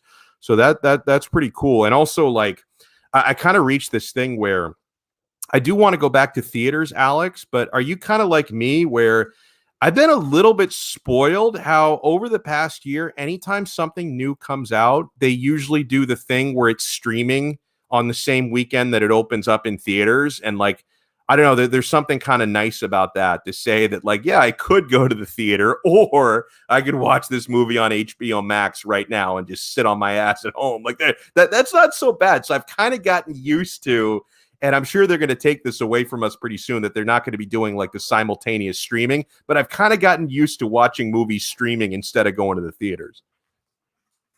I only been to the movies once since like all of this, like since the whole pandemic, everything. I only went once. I saw Tenet. Oh, I wish I could have seen that in the theater. I love that movie. Oh man. And that was the only time. But movie. yeah, I kind of agree with you. I want to stay at home and watch a movie in the comfort of my own house. You save the money on the gas, you know, the concessions and everything. You can like it's a win. It's an all around win. I feel like if you have those streaming services. But yeah, there's still a dynamic of going to the movies, like the Friday night, going to the movies, seeing what's out right now. You know, that's all. I feel like that's still going to be a constant in American culture or just in culture in general, you know, of going to the movies. And yeah, like I agree with you. They're going to take that I guess feature away of same day the movie comes out. It's going to be on the streaming services because they want people to go to the movies at the end of the day. Because look how The Quiet Place 2, look how successful they were. Yeah. And like you said, and we're still like in a pandemic. So just to get more people to go to the theaters and get more money like that for all these big, you know, movie corporations, I feel like they're going to move that forward to get people back to the movies. You know, a couple of other war movies, Herman and Cap for Life both shouted this one out. Platoon. Yeah, you know, on that top 15 list I read, and maybe it's because these movies aren't on Netflix, that might be why, but they don't give you many Vietnam War movies. And like I actually I really thought that Platoon was excellent. I love Apocalypse Now. That's to me one of my favorite movies of all time. And I also really love Full Metal Jacket. I'm one of the few people who even likes the second half of Full Metal Jacket. Like most people just turn it off after the drill sergeant guy dies and like, oh, he made the whole movie and he was excellent.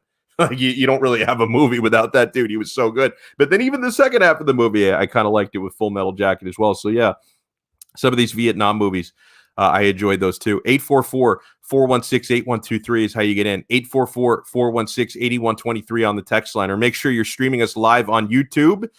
Forrest Gump. Yeah, I mean, part of that's a war movie. Yeah, a lot of it is a lot of other stuff. So make sure you guys realize you can watch us live on YouTube. Go to youtube.com, search Onside Radio. Make sure you subscribe to our channel. And once you're in there, just smash the like button, smash the thumbs up button. Coming up next, is Xavier Howard getting a little disrespected heading into the season? We'll get to that and more on the other side. Hey, sports fans can always catch up with all of our daily segments by subscribing to Onside Radio on most podcasting platforms. Listen to us discuss the hottest topics on the roundtable. Esports fans get the latest with our E-Minute. Panthers fans, reporter David Dwork provides great insight. Austin Robillard covers Inter Miami with the kind of passion supporters groups crave. And Christian and Alex provide the insight Marlins fans deserve. So subscribe, rate, and review Onside Radio on all platforms, the station that has the passion South Florida fans deserve. The man of the match with South Florida's own Alex Donno. Weekdays 1 to 5 p.m. on the home for Inter Miami football. OnsideRadio.com. This is the story of a very special woman. In a matter of seconds, she turned herself into a great mathematician or an entrepreneur. Her knowledge was limitless and still is. She could also make monsters disappear, especially those that lurked in the shadows under the bed. Once, this woman put back together a teenage girl's broken heart, which had been shattered in 1,000 pieces, just by giving her a bear hug. She masqueraded as a regular person at work, but as a superhero at home. Everyone knows her as Gabriella. I still call her Mom. Your hero needs you now, and AARP is here to help. Find the care guides you need to help, complete with tips and resources at aarp.org/caregiving. A public service announcement brought to you by AARP and the Ad Council.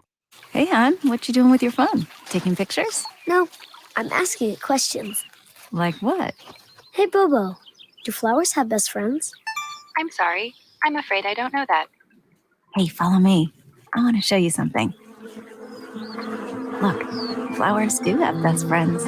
Whoa. Some answers can only be found in nature. Discover the unsearchable. Visit discovertheforest.org to find a trail near you. Brought to you by the United States Forest Service and the Ad Council.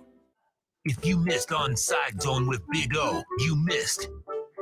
Big O, Tito is not allowed in the Boom Boom Room. Never seen Smokey and the Bandit. Never seen Top Gun. What's the matter with these kids? Look at that. Now you can't hang out with Salma, Paige, Sophia. See, now you can't hang out with the ladies because you have not seen Top Gun. Yeah, I would just hope that, like I said, the Boom Boom Room is sanitized. I would hope. Well, I don't know, but did you hear about the 81-person orgy? No. What is wrong with you? The Onside Zone with Big O, only on OnsideRadio.com. Keeping you informed in the world of sports.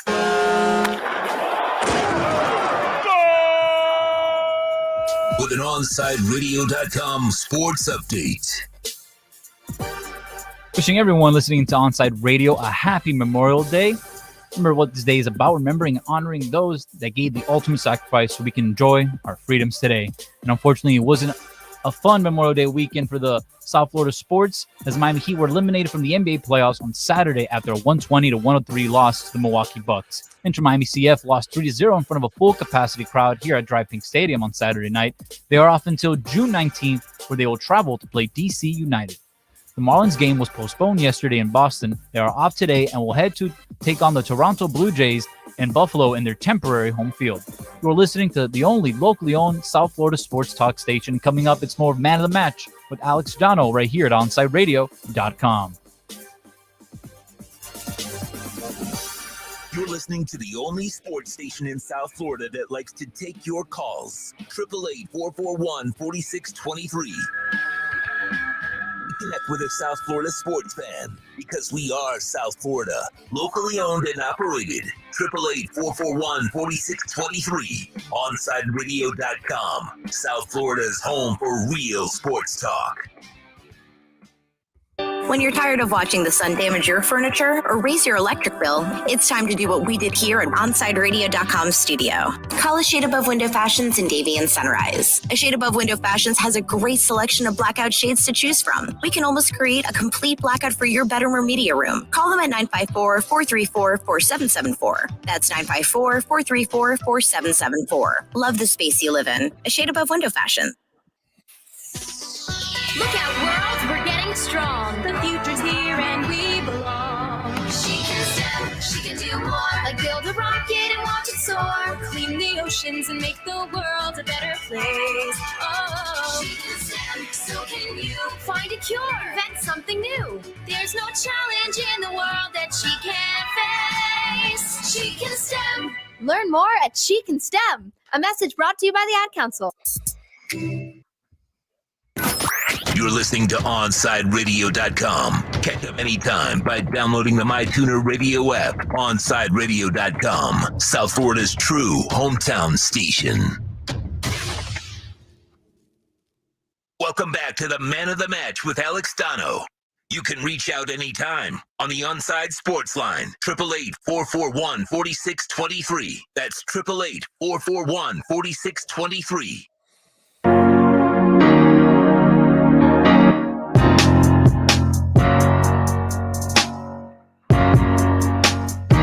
Yeah, I was just reading on the YouTube comments, and our guy Cap was telling Rafa in Miami, it's all about the movie Bistros.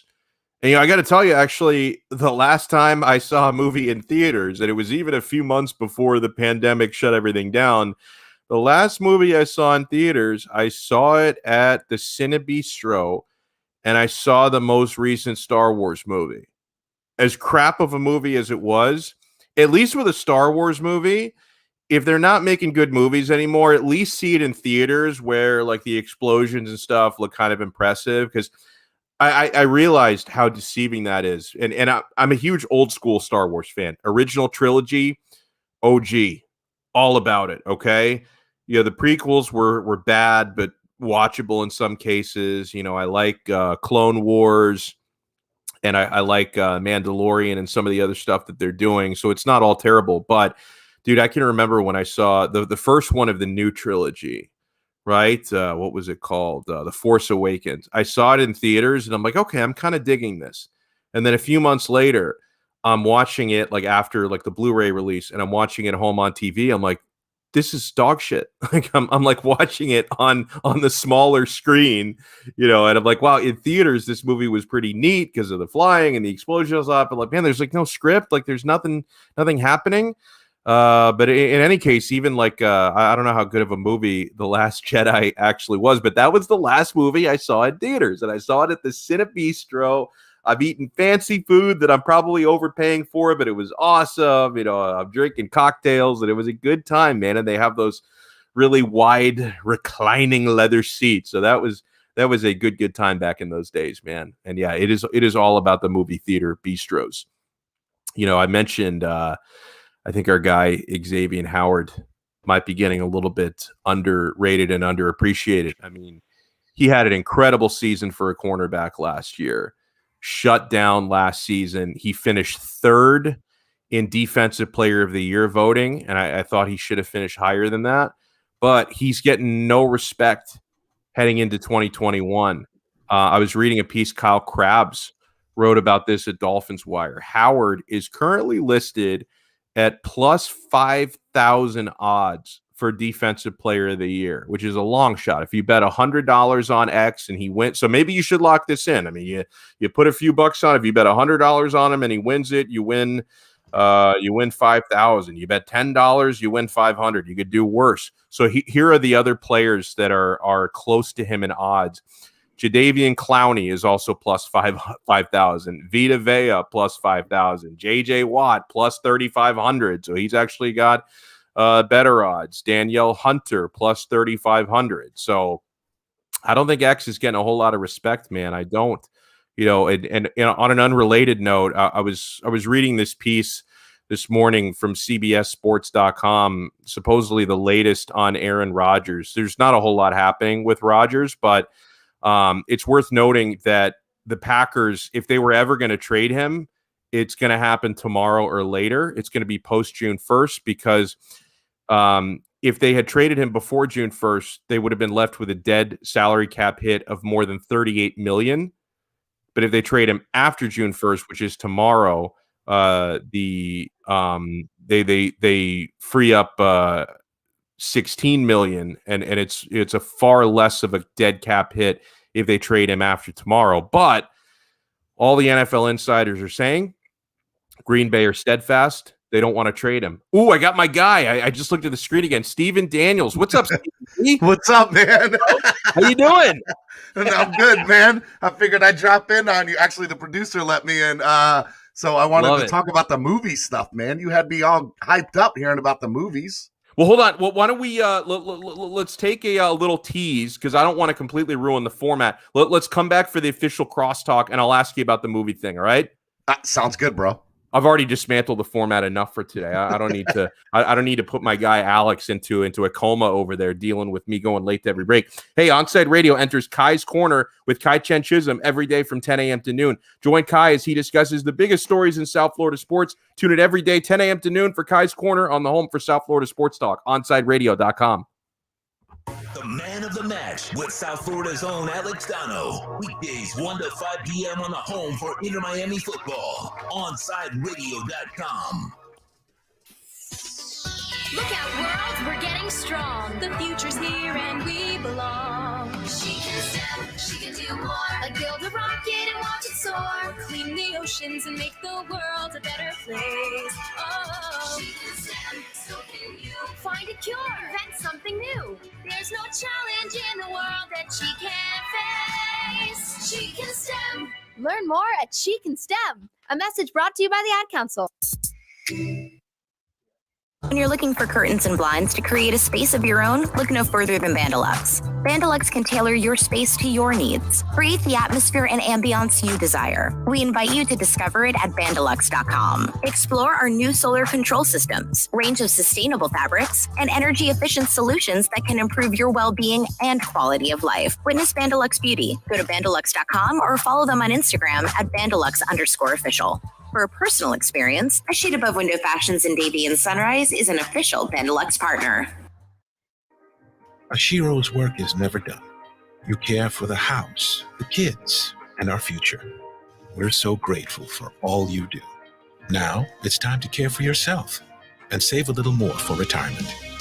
A free 3-minute online chat can give you the personalized tips you need to boost your retirement savings now. Visit aceyourretirement.org today. Public service announcement brought to you by AARP and the Ad Council.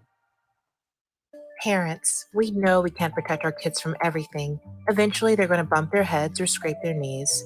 But we can protect them from 6 types of cancer. HPV, or human papillomavirus, is a common preventable virus that can cause cancer later in life. The HPV vaccine prevents human papillomavirus and all the cancers it can cause. The American Cancer Society recommends getting your sons and daughters the HPV vaccine starting at age 9 to protect them later in life. Join the Inter Miami family in 2021 by becoming a 2021 season ticket member. Enjoy enhanced access benefits and pricing not available to general fans. Visit intermiamicf.com/tickets for more information. You're listening to OnsideRadio.com. Catch up anytime by downloading the MyTuner Radio app. OnsideRadio.com, South Florida's true hometown station. You're listening to the station with more live and local sports talk than anyone else in South Florida. OnsideRadio.com, broadcasting from South Florida to the world. Welcome back to the Man of the Match with Alex Donno. You can reach out anytime on the Onside Sports Line, 888-441-4623. That's 888-441-4623.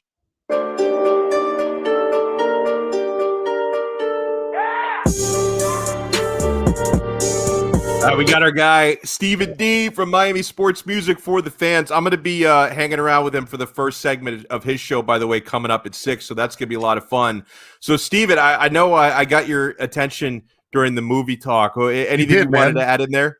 Dude, I'm such honestly, I just caught the tail end. I don't even know what the topics were, but all of a sudden I heard like all the movie references, and I'm such a huge movie buff. Like I quote like my favorite go-to line is "You're killing me, Smalls." And great one. And good talk, Russ. So I mean, yes. National Lampoon Christmas Vacation and Sandlot for me, just all the lines in the world. You know, I use them all in everyday life, every day, all day. Yeah. What was the original question? Well, no. So what originally started was like I saw that A Quiet Place 2 actually had a pretty decent box office over the weekend.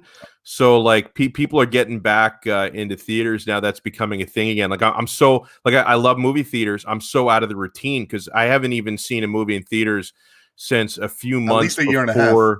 Yeah, even for me, it was like a few months before the pandemic started because I saw the last Star Wars movie like probably around New Year's of 2020, and then everything shut down in like March, and I hadn't seen a movie in theaters since then. So it's been a long past time.